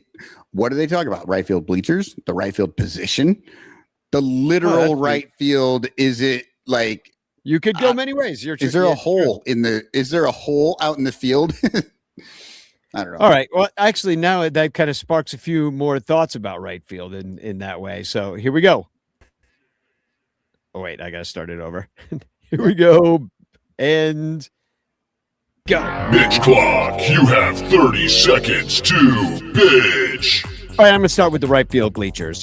As the sun sets, the sun is in your eyes when you're watching a night game, or later on in a day game, like 4 o'clock. Here comes the sun, just baking you as it sets in the west. So it doesn't make any sense. You can't watch a baseball game with the sun in your eyes. Second thing, the sun is also in the outfielder's eyes. Remember when Jason Hayward, we would say that he should wear a welding mask while he plays right field? Well, I don't know what kind of idiot put the freaking stadium Stop that your way because bitching. in your eyes, and you shouldn't. Yeah. I don't know which way they would face it to not have that happen. Probably if you faced the outfield towards the sun, then the sun would be in your eyes as the batter, which that's not good. There's just no good place to put a ball field these days with the sun unless you have high enough walls. Yeah, it's tough. And Wrigley Field is known to have a very hard right field to play. But I don't know. We were talking about when they did the Ryan Sandberg statue. We were talking to the sculptor, and he was talking about the flip up shades, and that Ryan Sandberg actually said those things were basically like welding goggles. Like when he flipped them down, they were just completely dark. And I don't know why people aren't using them. Like flip them down. Like they have them on their hat, and then they're like, you can't take it off your hat and put it on your eyes in the middle of the play. And you can't wear them all the time because it's too dark. Like, but you can flip them. Yeah, get the flip up. You got time, boop, boop, and now we're in there. And guess who's got a gold glove? Ryan Sandberg. He should have freaking gold flip glasses, is what he should have. All right. It is your and turn. by the way, I disagree with everything Danny said about right field. I love right field. It sucks. Right field sucks. Here we go. Spinning it up. And you're going to get... Oh, you almost got Jed. Oh, yeah. This is kind of a similar one. That Sox Park faces the Dan Ryan. Okay. So that's new and interesting. Okay, you ready? Yep. Bitch clock, you have 30 seconds to bitch. Okay, I'm going to bitch about this question. Like, really? You're talking about how Sox Park faces the Dan Ryan? You can't fucking see the Dan Ryan from where Sox Park is. Like, what the fuck are you doing? I've been there. There's actually a really nice view of downtown. Granted, you can't see it from the field or from your seats because it's not set up that way, but you can go up there and take really nice pictures with the skyline behind you. I can't fucking see Dan Ryan from anywhere, so I don't know why that's a concern. It's true. You can. Well, you get off the train. You're at the Dan Ryan. You're pretty close to the Dan Ryan there. I mean, what am I thinking of? I'm actually thinking of the Eisenhower, aren't I? I don't really know. I don't drive around. I never know where I am. I call it the numbers, 90, 94, whatever. It's all runs together there, but I believe that's the same as the Dan Ryan. There's also like the Bishop Ford is somewhere. I'm like, what the fuck did Bishop Ford do? Yeah. Or the Dan Ryan, like makes Dan Ryan. I don't even know who Dan Ryan some is. Bullshit. Two guys. What? Yeah. I said, or the Dan Ryan makes a loop or makes a big turn or something. I don't know. It doesn't matter. You know what? I don't even know who he was. You know what you don't want to do? Get on the Dan Ryan. Just stay the fuck away from the Dan Ryan. You have to take the Dan Ryan. It's the only fucking road. It's the fuck. No, that's why you don't get on it. Like, Danny, I've told you, I like driving in Chicago. You know what I don't like driving? The Dan Ryan. I stay the fuck away from it. Like, I drive downtown. I like how it moves. Dude, but we went to last night, Jarrett Gable, bass player, Bleacher Bum Band, does not take the Dan Ryan or any highway at all. We took side streets all the way downtown, and he's like, this is the best way to go. And we're just like up and down over speed bumps. We're like going down alleys. Like, dude, I felt like I was in Blues Brothers, and the guy drives like a maniac. But let me tell you, having lived, and taken New York City cabs for years, like there were absolute maniacs that drove me around New York City for years. And I would always go give those people a big fat tip because they knew what the fuck they were doing. And I loved it. Like, we ran every red. We were going easily 15, 20 miles per hour over the speed limit. Like, it was incredible. that guy gets a big fat tip. Way to go, Jared Gable. And so he would agree with you. Fuck the Dan Ryan. Fuck the Bishop Ford. Fuck all highways. Right. It's so fucking frustrating because you're looking at your like app on your phone and it's like, you need to take Dan Ryan because it's 1 minute faster. And it's like, oh, motherfucker. So you get on there and you're like, it's 1 minute faster. I am not moving. Exactly. I'm driving 4 miles per hour. Yeah. But you get to cut over all these streets. All right. Let's just move on. I think we knocked a few off here. Cool. I do want to mention, I'll get through this very quickly, but John Baker Day this year is online on the 30th of July, which is the day after. Well, actually, technically, it is the day of when he actually got the win because it was 2 a.m. on the 30th. Just like Game 7 is. Technically, November. What is it? November 3rd. The 3rd, yeah. But so we're doing John Baker Day online. John's going to come on. We're going to hear all about his new business, which is a mental skills business, intentional performance, and it's a lot of kind of what Joe Madden was talking about. It's like John is a disciple of Joe Madden, who's a disciple of Ken Revisa. So anyway, John's super interesting. We're going to have a show with him. We reminisce about that night, little John Baker Day trivia, stuff like that. But we are trying to raise money for Trapdoor Theater, which is producing my musical, The Game, which is pretty freaking done. I mean, we're already rehearsing it, stuff like that. It's in great shape. The script is in great shape. The songs are in great shape. We're putting it together. I need $60,000 to like cover all the costs of this. And I'm well into raising some of this money. So I do want to shout out a couple people. Some you don't know, so I only mention the ones you know, which is Mike Waller coming in big. John Pincus coming in big, and this John Baker Day situation that we're doing is going to be a matching grant, or a matching gift from Mike Waller. So anything we can raise from John Baker Day, Mike's going to match that. So think of every dollar that we can raise, whether you're going to our John Baker Day auction, which now has a Anthony Rizzo signed bat on it, by the way. Nice. That's brand new. It has things like hanging out with Bleacher Jeff in his seat and eating at the site of the Battle of Wrigley'sville Dogs with Bleacher Jeff and me, so you get to win this. Tom Cooper's already actually bid on that. It's sitting at $100 right now. And it's a game to be determined based on everybody's schedule. Also, we're going to be doing a raffle, which I have a champagne bottle of from 2016, a 2016 unopened champagne bottle. It's worth over $100 on eBay, stuff like that. Plus all sorts of prizes like gift certificates from In the Clutch shirts, Penguin imprints. We're doing the John Baker Day Obvious shirt. That's going to get a Obvious shirt donation from Joe over there. So basically what I'm saying is I'm working my ass off right now to try to raise money to put this musical on. And Trapdoor is a non-for-profit, been around for 30 years. We know what we're doing over there, and it's just going to be awesome. This is really happening because I feel like I'm nearly, as far as promised funds go, nearly halfway there as far as promised funds. I haven't even sold a single ticket yet. So that's freaking awesome. So anyway, go to sunranto.com/John Baker Day. At the Sunranto website, there's a John Baker Day page. On that page, you'll find a way to buy raffle tickets. And we're going to be raffling off all sorts of great prizes throughout the show, including those gift certificates I was just talking about. So if you buy raffle tickets there, we'll be putting you in the wheel of names.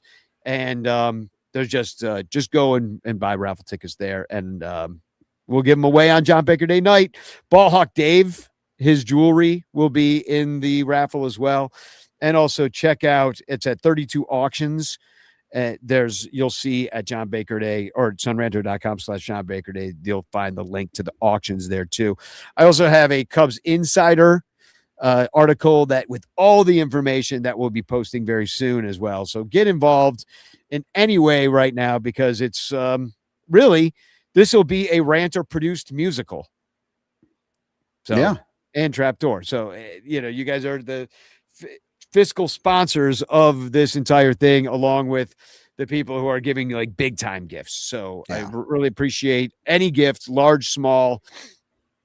There's also a GoFundMe there. There's all sorts of ways you can get involved by doing your own GoFundMe. You can have your birthday Facebook fundraiser go to Trapdoor Theater because it's listed in the approved birthday fundraiser people, so you can choose Trapdoor Theater, and that would help us make this musical just by hitting up your grandma. So anyway, I appreciate it. Great art doesn't happen unless people want it to happen. So I need you guys. And I'm very confident that this is going to fucking happen. And I couldn't be more excited because I'm around some really talented people right now that is going to make this show good. And I'm excited to get my chops back up. I'm playing a lot of piano. Like I hadn't done that in years, been playing mostly guitar, and I do play guitar in this too, but I'm going to be getting up there every night, 4 shows a weekend and like pounding this show out. 20 games a year, 20 game season is what we're calling it. Nice. That's 20 awesome. games of the game. So anyway, I'm fucking excited, and hopefully I can somehow keep the show going at the same time next year. I'm actually hoping there's a baseball strike because it helps me out great, because my show is half about all the greed that we see in our society. There's absolutely going to be a strike, and I don't know how long it's going to last. If we're going to lose the whole season or whatever, but it is insane, all the hopium out there for the Wrigley All-Star game. Oh yeah. No. I'm sorry. That shit ain't happening. Like, we may get a season, but we're not going to have a fucking All-Star game. It's ridiculous. I mean, considering the some of the things that are being floated around, like the players must compete in the Olympics and like a salary cap, I'm like, we're nowhere close. We're not close. And I just hope that the players have good representation, because I don't think they have had good representation at some of these in the past. Like Tony Clark was like stuffing the secretary and like all shit was going on. Like, I understand the impetus to want to have and the impulse to want to have a player represent the players, but you don't know. Get a lawyer. Get somebody that is shrewd. Get the people that I had to fight to when we were fighting for my apartment. Get that guy who is on their side. Yeah. Get the hard ass lawyer that didn't want to give any of the tenants anything to get out to ruin our lives. Anyway, let's talk about some of those front office people that are on the other side. Twinkle D and Twinkle Dumb, because that was some hilarious news that dropped this week when poor Bruce Levine, he sent out a tweet that was meant to be a DM. We could talk about who we think it was to, but he said, he tweeted out, "You and the other coaches have been the stars of the team, being 12 games over 500. Let's hope Twinkle D and Twinkle Dumb don't sell you guys out like the 2025. Enjoy the family time, pal." Yeah. Wow. Like putting that out on Twitter. Like, Brutal. First off, you shouldn't be on Twitter. Like, Twitter is a fucking cesspool. No, but the point is, it's his job to be on Twitter, but nobody's fucking really seeing this unless it's something like this. Outside of that, it's just fucking bots. It's just all trolls and bots. It's all garbage. Yeah. Well, people like me who are like, "Oh shit, Bruce." And, but I felt bad for the guy because he's like old. He's an old beat writer. And I like Bruce Levine. Like, he's good on the radio. He asks good questions. Like, he's kind of a mouthpiece, but he's sort of acerbic. Like, and so I was like, oh, fuck, Bruce. I hope they don't, he works for Marquee, and here he is like calling them Twinkle D and Twinkle Dumb. And first of all, it's Tweedle. It's not Twinkle. So he even fucked that up. Right. From Alice in Wonderland. Yeah, I wonder if that was the autocorrect. If he tried to put Tweedle and it just thought, oh, well, you obviously need Twinkle. mean, But here's Twinkle. the thing. Yeah, no, I don't think. But wait, let's look back at the tweet because I don't think Bruce is using autocorrect. You know what I mean? Like, there's a few. He's got the T. He's got the in there twice. Enjoy the tea, the family time, pal. That's Right, but literally what I don't it know. says. Autocorrect isn't going to change that, right? It might tell you that it's wrong or something, but it's not going to change the or T to something else, you know, whereas Tweedle could possibly get switched to Twinkle. I don't know. I have no idea. Yeah, that's at least my worries. Who do you think he was writing to? Craig, John Maley. I don't know. That's been the question. Like, who's Tommy he talking Hotovy? to? And here's the thing, dude, you don't have these guys' phone numbers. Like, if you're having this intimate of a conversation with someone, sometimes you talk that to certain means you're people on- friends with them. Why are you doing that? Like, if he meant to DM them, you don't need Twitter. Just fucking text them. Like, that's ridiculous. I mean, I talked to different people on different platforms depending on how the conversations first got going, which that might have been what happened. I'm just curious who he's talking to. I mean, and it could be the other way around. Like, maybe he's talking about freaking Craig and Tommy Hotovy. And he's actually texting Jed. Oh, yeah, I don't think it's that because of the selling the players out. But I was wondering if it's got to be Carter and Jed. Yeah, if one of the Twinkles was was Council. I was kind of wondering, like, that's the only guy in the dugout that one of the Twinkles could be is Council. But I do believe it's probably Carter. Also, Twinkles is a great elf name, and frankly, Ratface kind of also looks like a Keebler fucking elf. So yeah, I did enjoy some of the memes going around. This was sent to me by Joey Wrigleyville Bub, which they dress in the Tweedledee and Tweedledum costumes, and I did enjoy this one. And there was another one, the twinkling twins of Cubs Nation, Twinkledum and Twinkledee. Oh my God. Yeah. It's ridiculous. Such ugly, but perfectly timed AI art. Yeah.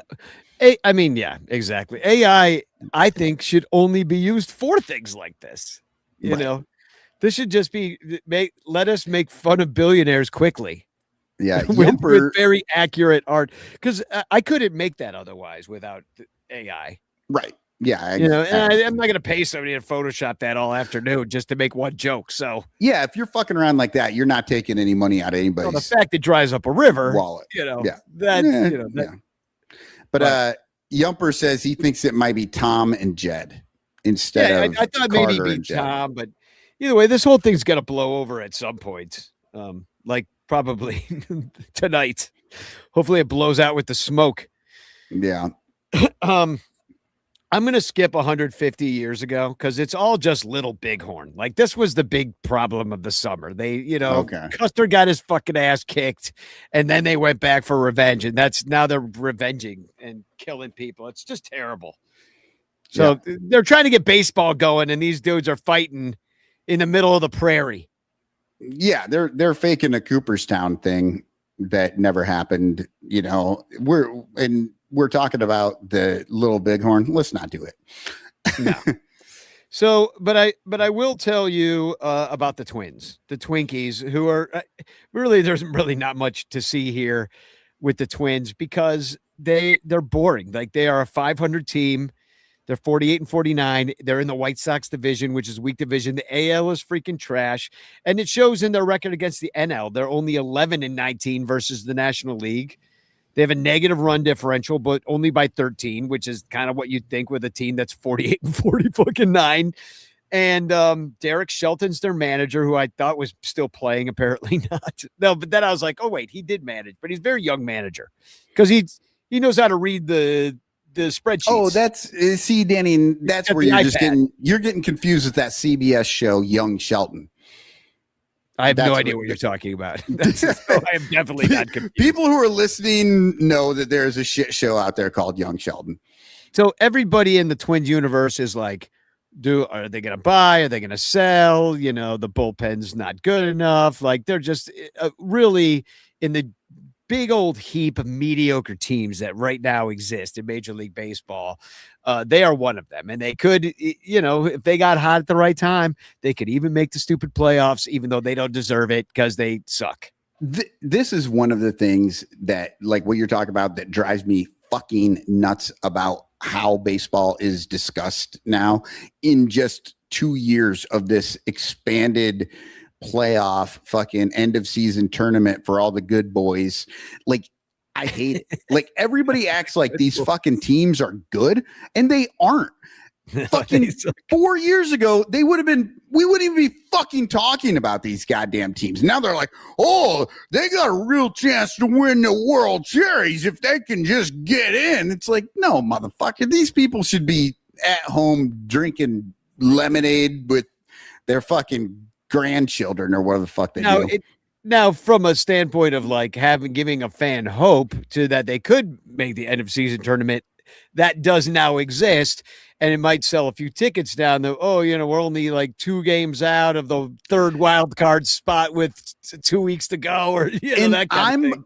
Fine with that. I get why they do it, right? To keep the interest and keep selling tickets. I'm fine with that. What I'm annoyed by is that everybody is bought into the bullshit. Like, no, just because that's what they're doing and the fucking morons out there are believing them, that's fine. But it's like everyone, like you'll see somebody who's talking and like they like understand a lot about baseball. And then they're fucking buying in completely to the idea that their team is good because they're 2 games over 500 and they have a shot for the playoffs. That's not what good is. I agree. No, I mean, I don't even think the Cubs are good, and we're fucking 12 games over 500, which is apparently enough for fucking Bruce Levine, because we are under 500 against over 500 teams. Yeah, and I pointed out a while back, the Cubs are like, they're 2 games over 500 without the anomaly that was the Phillies, right?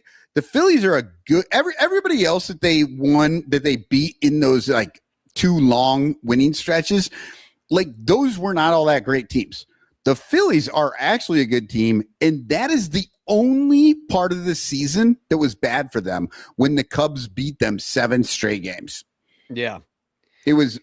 That's an anomaly. And even if you give them 500, the whole season's been a head scratcher, to be honest. Yeah. It's a bit if you give them 500 in those games against the Phillies, then they're like, what? They're 5 games over.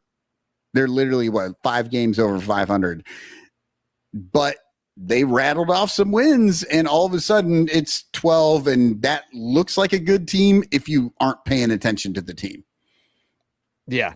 Well, the whole fucking league's like that, except for like a couple outsized winners and a few just absolutely horrible teams. Most everybody else is mediocre, but the Twins might be the most mediocre of the mediocres. They do have Victor Caratini on the team, so that's exciting. They have Roger Clemens' son, Cody, on the team, so you could, I don't know what you want to do with that information, but Josh Bell is on this team. Remember him from being a Pirate for all those years. And Cubs killer with the Pirates. That's the one thing to be scared of. But here's one thing about them and why they are in the position they are even in is because they have been super clutch. They have an 820 OPS with runners in scoring position. They're one of the top teams with runners in scoring position. They have a 286 batting average. They're way more clutch than the Cubs. So do that, whatever that means. And then, and they actually have a decent offense. They have a top 10 offense. They got a 738 OPS. The Cubs have a 747. So a little bit of an advantage there. The Cubs have only hit 1 more home run. We're tied with the Braves in that category, which is one of the best teams in baseball. And also the Cubs, they've taken, this is going to surprise nobody, 20 more walks than anybody else in baseball. and that anybody else, the Brewers, Yeah. the next team. So the Twins are just average at everything. They're average at walking. They're average at striking out. And both teams are league average at stealing bases, except they get caught a lot. So they're just stupid, It means basically. you try more and get caught a lot. Yeah. Yeah. They have their ace is this guy, Joe Ryan. Basically, he's been with the team a while, but there's only 1 year left on his contract next year, like after next year. And so if they do sell, he'd be one of the guys. They've got a few dudes with expiring contracts that they're like, Twins fans are like, maybe we sell, maybe we buy. We could get better, we could get worse. Wasn't Joe Ryan on the block last year at this time? And nobody went for him because they wanted too much or something? Well, I'm sure the bots are just recycling articles at this point. You know what I mean? Right. Like, let's write about the Twins, and maybe somebody will click our Viagra ads. I mean, that's really like what the sports writing business is these days. Well, it's not even as fancy as Viagra. It's Blue Chew. If you can get it at a truck stop, you can click on it on our picture here. And then they've got an all-time list of names coming out of their bullpen. They've got a guy, a lefty, of course, named Cody Funderbunk.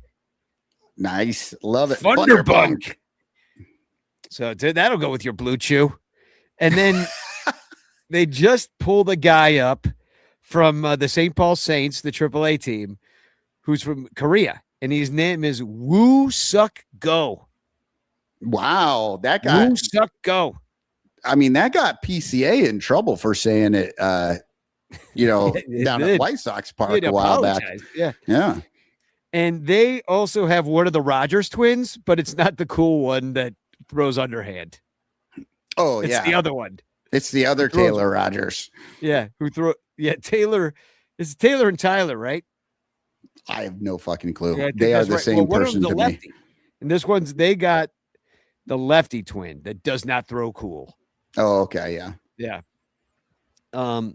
They have a worse ERA than the Cubs. The Cubs have a bottom 10 ERA from the overall. It really is the offense have been bailing them out. And then, but they've got a terrible bullpen. Their bullpen is terrible. 5.19 ERA, second worst in baseball. They don't strike out anybody. They walk a lot of guys. It's just terrible a combination. And ours has just been average. Yeah, it's all the said and done. stuff. They got great stuff, which is great, except for it won't go in the. Yeah. Well, I threw 4 X strikes, and all of them broke outside of the zone. But the 4 X strikes were amazing. Yeah, don't challenge those because they're balls. Yeah. The defense is not good for them. They don't have a good defense. We have the 4th fewest errors at 37. They have 51, which is basically league average. Well, that's because they don't give errors to players on the Cubs. Yeah, exactly. Not anymore. Dansby absolutely had one against the Reds, and so did Nico. And they just fucking changed that shit. Yeah. But it was hit too hard. The Cubs have the most defensive runs saved at 41. And the Twins are the worst. They have negative 33. Well, that's wonderful. I mean, those defensive runs saved show up on the scoreboard all the time. Well, they do. We're 12 above 500. And then, and we'd be even better if it wasn't for Twinkle Dumb and Twinkle D. Yeah. And then their catchers don't throw out anybody. So Caratini ain't throwing anybody else. I don't even know how much he's catching, but 15% of runners they only throw out, and the Cubs throw out 26% of runners. So it's been just average, pretty okay. Yeah. The games tonight, it's going to be Bailey Ober, who I've never heard of. He's 4.40 ERA against Colin Ray. He's got a 4.75, and he was supposed to be in the bullpen, and he's starting the second half. I guess that's how we're going to line it up. He's our second best starter, basically. Yeah, unfortunately. Then we have Todd Bradley, who's probably the toughest guy we're going to face. Wouldn't you rather see Javier Assad starting? Yeah, I think he's hurt, isn't he? Oh, is he hurt now? Fuck. He was. Good Lord. I think he's hurt too.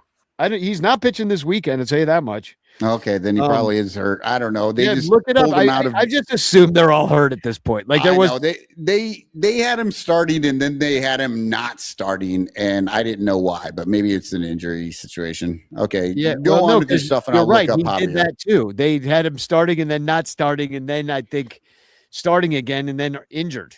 I think. I don't know. Taj Bradley is 9-3 with a 3.59. He's probably the toughest guy we'll face, but he'll face Boyd, who gave up a bunch of runs versus the Reds, but he got into the 7th inning. So, Boyd will give you something.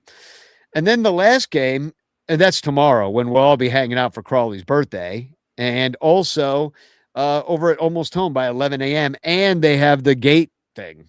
Hey, 10. By the way, I do know we're hanging out for Crawley's birthday. Crawley's birthday is actually on the 12th. It already was, which was my 23rd wedding anniversary. And the woman that I married, her 50th is on Sunday, the 19th. So when you see happy birthday. Yeah, when you see Emily around, I believe she's going to be around after the game, maybe. Say happy birthday. So, by the way, there is also a Partiful that I made. I'll share that link in a little bit, but you can find it. I've posted about it. Anyway, if you want to meet with us, we're tomorrow's crazy. I think it's going to be hot. There's still like a bunch of smoke in the area, so we're not going to even be able to see each other. I'm kidding. But there's like the gate thing that starts at 10. There's we have to get into the bleachers early if you're going in the bleachers because you won't get a seat otherwise, because it's going to be jam-packed with all the 2016 Cubs rigmarole that's happening. They're singing the stretch. There's going to be some sort of ceremony going on with it and pomp and circumstance. And so we're going to meet at Almost Home at around 11, and then people can just kind of peel off and do what they want there. I see that a lot of the people that were planning on meeting there plan on going to the game as well, but some people not. I don't have a ticket yet. So I kind of have a ticket, but anyway, it's a long story. So I'm going to hang back until I see if there's anybody that wants to hang out and just watch the game in the air conditioning. You know what I mean? Because I might be for that too. Yeah. So Javier Assad is not injured, by the way. Oh, okay. Good. He was a little bit. The only thing that I was able to find, and it's from the 16th, so that's yesterday, said that he's returning to the long man role because possibly Tyone is coming back up. Exactly, because Tyone had his rehab starts in South Bend. So, but either way, none of them are pitching this weekend. They pitch against Detroit. Oh, sorry, Cubstradamus. I didn't mean to steal your thunder there.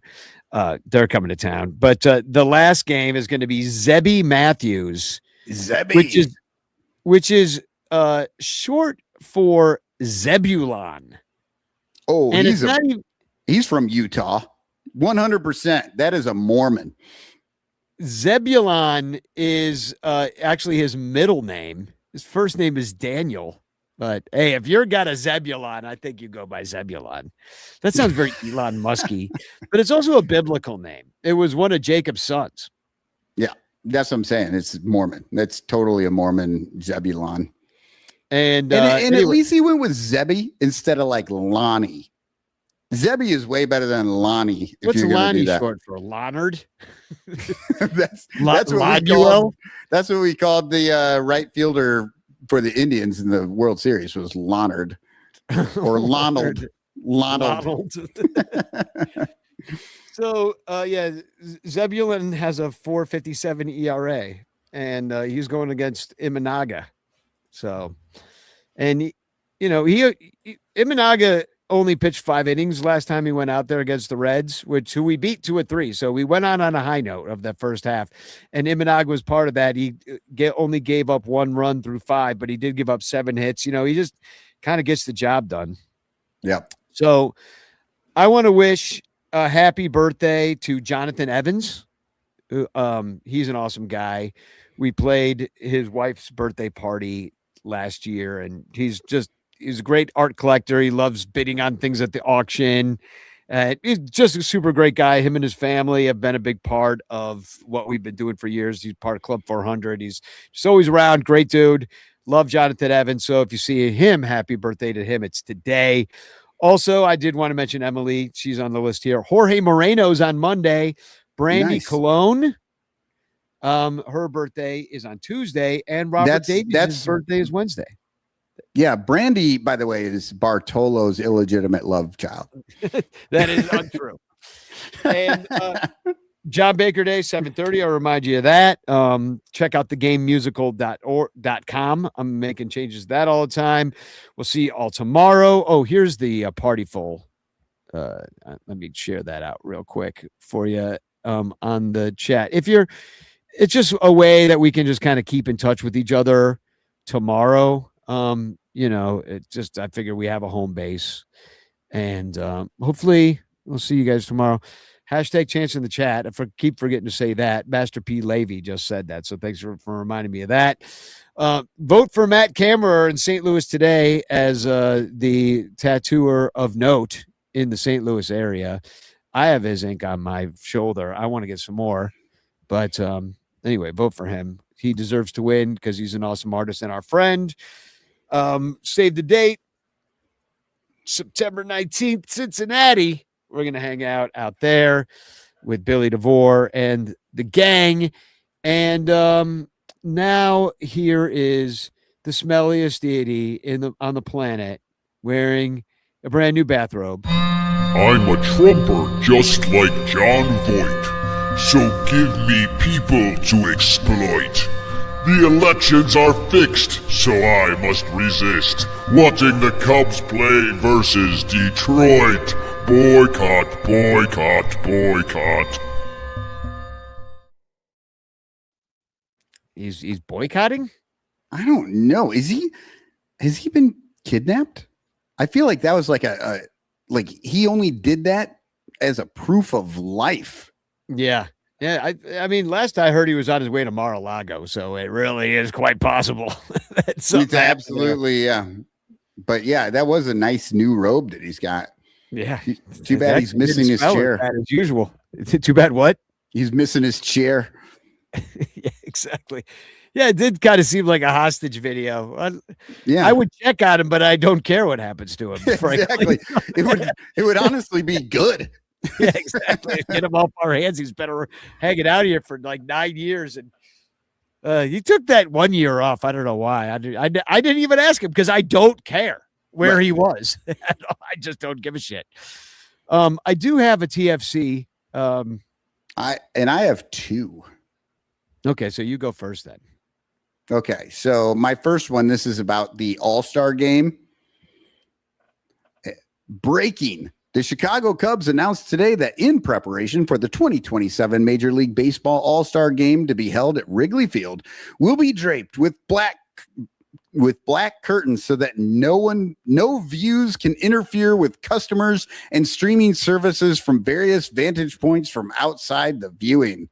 That was a lot of stuff, but yeah, basically just saying the Cubs are already planning to black out the All-Star game so that nobody can see it. Well, no. So I did you see the fucking stupid home run derby was on Netflix? Yeah, we all had it. There was a home run derby, wiffle ball home run derby at Nice Lounge. It's like our friend Matt was in it. Matt Linder, he's like a Twitter guy. I don't know if you know him at all, but he's always around. He's in the neighborhood. Bleacher Jeff was in it, and it was sponsored by Malort. It was sponsored by Maplewood Brewery, and they had teams and stuff, and they just tried to hit dingers with wiffle balls onto the roof of Nice Lounge. It was hilarious. Nice. But then fun. after that was over, we were trying to watch the actual home run derby, and freaking Nice Lounge doesn't have Netflix. You know what I mean? So there was like 9 of us looking at Crawley's phone sitting on a bench. Yeah. Oh God. So yeah, blackouts are going to be a thing. Did you watch the All-Star game, by the way? I did. I listened to part of it because Doug Glanville was on with some guy. I don't even know who he was on with, because I like listening to Doug. So I did not watch it. The American League won again. It's Yeah, they insane. always This is just every year the American League wins this damn thing. They don't win the World Series every damn year. It's split. Like it's a 50-50 toss up, but the fucking All-Star game every year is just American League. Yeah. Yeah, at least it doesn't count because it's a stupid game. It is. So my TFC is just like who the Mets drafted because this is amazing. This guy's name, talk about freaking awesome baseball names. This dude drafted by the Mets, a guy named Zach Crotchfelt. Crotchfelt is his name. Crotchfelt. Oh man, I really hope he makes the majors. Oh, and did you I'll see get where a jersey. I'll become a Mets fan. Did you see where he went to school and pitched? Troy. So in that Crotchfelt, there has to be a Trojan. Of course. Yeah. Yeah, the Trojan. I tried. It didn't land. I tried. Trojania. Yeah, you got to know your freaking Greek history. You got to know all sorts of things. Well, I'm everybody's thinking watching Helen of Troy. I'm thinking. Then it reminded me of mayonnaise for some reason because Helen reminds me of Hellman's. I was all over the place with that crack. No, everybody's talking Greek history now because of the Odyssey. Oh yeah, it opened today, right? I don't know. I don't. So did the second half of the baseball season. I honestly don't give a shit. Obviously. But here is a TFC about the Cubs schedule. The Manfred, and I just love this because how off the rails this dude went about it. The Manfred schedule is an affront to God. Bring back 6 division series each and enough with playing these sorry ass junior circuit teams. Junior circuit. Yeah, the junior circuit being the AL. That was their old nickname. So you know what? I'm with them though. Yeah, I'm with him too. Yeah. Give a shit. I would rather they don't play the American League at all. Yeah. And play the American League, just the White Sox, because they're in the same in a 1-game exhibition, winner take all, bragging rights for the city, just 1 game. Like, how exciting would that be if they only played 1 game a year and they just switched off which ballpark it was? We don't need to play the White Sox more than that. That was fun when we didn't play them. And you would imagine as a kid, like, what would it be like if you played the White Sox? And then they started doing exhibition games. And then they had to do it for real because everybody liked it. Now it's not special at all. But I will put the schedule up for and when it was small, but when it was an exhibition game, they could do cool things like let Michael Jordan play the outfield. You can't do that now because it's part of the regular season. Yeah, exactly. And you'd see your prospects. That's when that's the only time you'd see your prospects, if you even knew who the prospects were, because nobody used to write about them either. Yeah. Is the we open versus Cleveland at home at basically with a week to go in March. In middle of March. So, and they get away with it so far, but I don't think they will forever. But there is one good thing for the Sun Ranto show in this, though. What? 13 weeks. There's an off day on a Thursday. 13 off days are on Thursdays in the next year. Well, the problem is I will be on stage doing a show for many of those Thursdays. I think we might have to switch to Monday. Yeah, I think that, and I say it every year. I wish they would just fucking give them a day off. Like every week, there needs Monday, to be, because Thursday's a fun night to go out. Thursday is a good night to go see a ball game. Yeah, you know what I mean? Exactly. Like, you take Monday off. Like that's the night I don't want to go out. I'm starting the week. Two, 3 game series every week with an off day, so that if you get rained out, there is an easy time to figure out how to make that game up. Like that Toronto game, who knows when we're going to fucking make it up? Late August, because you have to match up the one single day in the rest of the season where both teams have it off. Yeah. And the funny thing is they already know that this works because they do it in the minors. Yeah. They already know. There's really the one other interesting thing maybe is that there's a scheduled doubleheader against San Diego on the road. So I don't know what prompted that, but it's happening. It's a scheduled doubleheader in June. They were probably counting up all the games, and they're like, "Oh shit! Why do the Cubs only have 161 games?" And what's weird about it is that they have the next day off, and then they just go straight up the coast to San Francisco. Right. Well, they have the next day off, but San Diego doesn't. That's the fucking stupid thing. It's like you can't figure these things out. Yeah, exactly. It's going to get worse because this is all AI now. Oh yeah. they're gonna play San Diego, then they're gonna go to LA and play a game, then back to San Diego to finish the series. Yeah, and it'll be the only time it has rained in San Diego in the last 50 years, and there'll actually be a rain out in San Diego somehow, and the whole day will get. And then we got to find some time in September to go back to San Diego on a random Monday to play a doubleheader. Exactly, to play a doubleheader. So, yeah, I don't know. There's one trip that I'm looking at, which is that Houston trip in May. It's right by my birthday. So I've never seen Minute Maid or whatever they call it. Enron Field or Enron garbage can lid field. Yep. hefty field. Do they still have the train? I don't know. I would like to go. I think they do. Yeah, they don't have the pole though. They don't have that center field pole in the game, like actually playing in the game. Right. Well, all right. Well, that's the show, I guess. We'll give away that chance, shall we? Yep, let's do it. All right. I gotta share my shit. Oh, I'm sharing too many things. Oh no, we're not doing that. Let's see. Hashtag chance in the chat.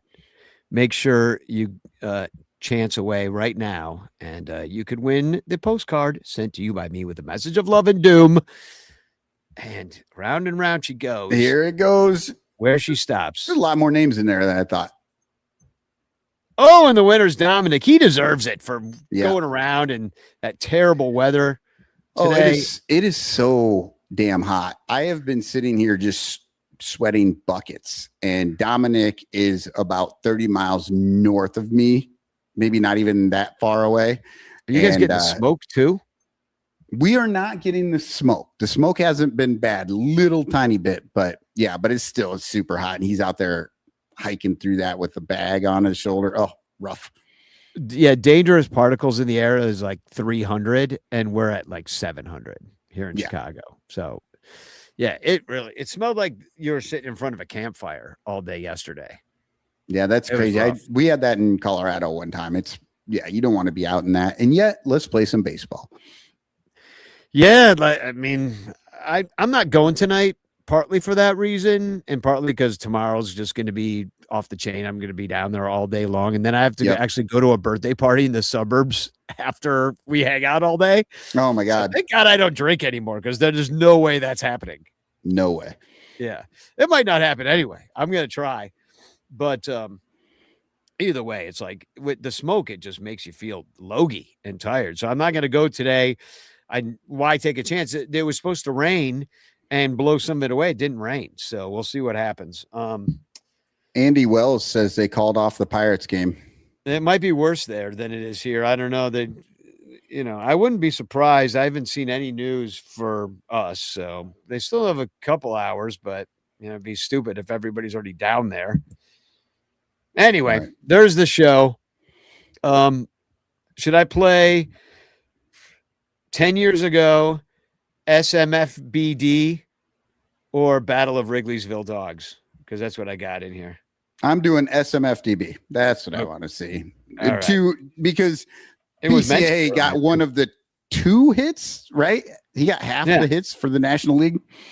Well, there were 3 hits. He got 1/3 of the hits. Oh, okay. I think there were 3. But it was a boring game. NL sucked. But they're the better league.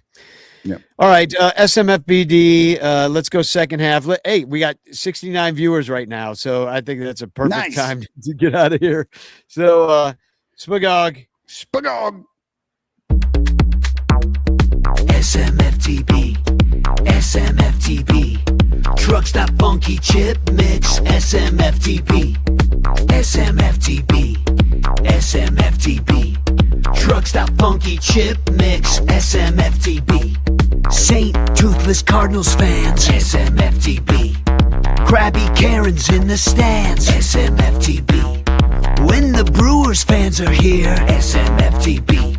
Cheeseheads getting drunk on beer, SMFTB. Pirates fans will walk the plank, SMFTB. In a stadium named for a bank, SMFTB. Rooters of the shitty Reds, SMFTB. Stuffing chili in their heads, SMFTB. Fans of the White Sox suck, SMFTB. Fuck everyone but the Cubs, SMFTB. SMFTB. SMFTB. Truck Stop Funky Chip Mix, SMFTB. SMFTB. SMFTB. Truck Stop Funky Chip Mix, SMFTB.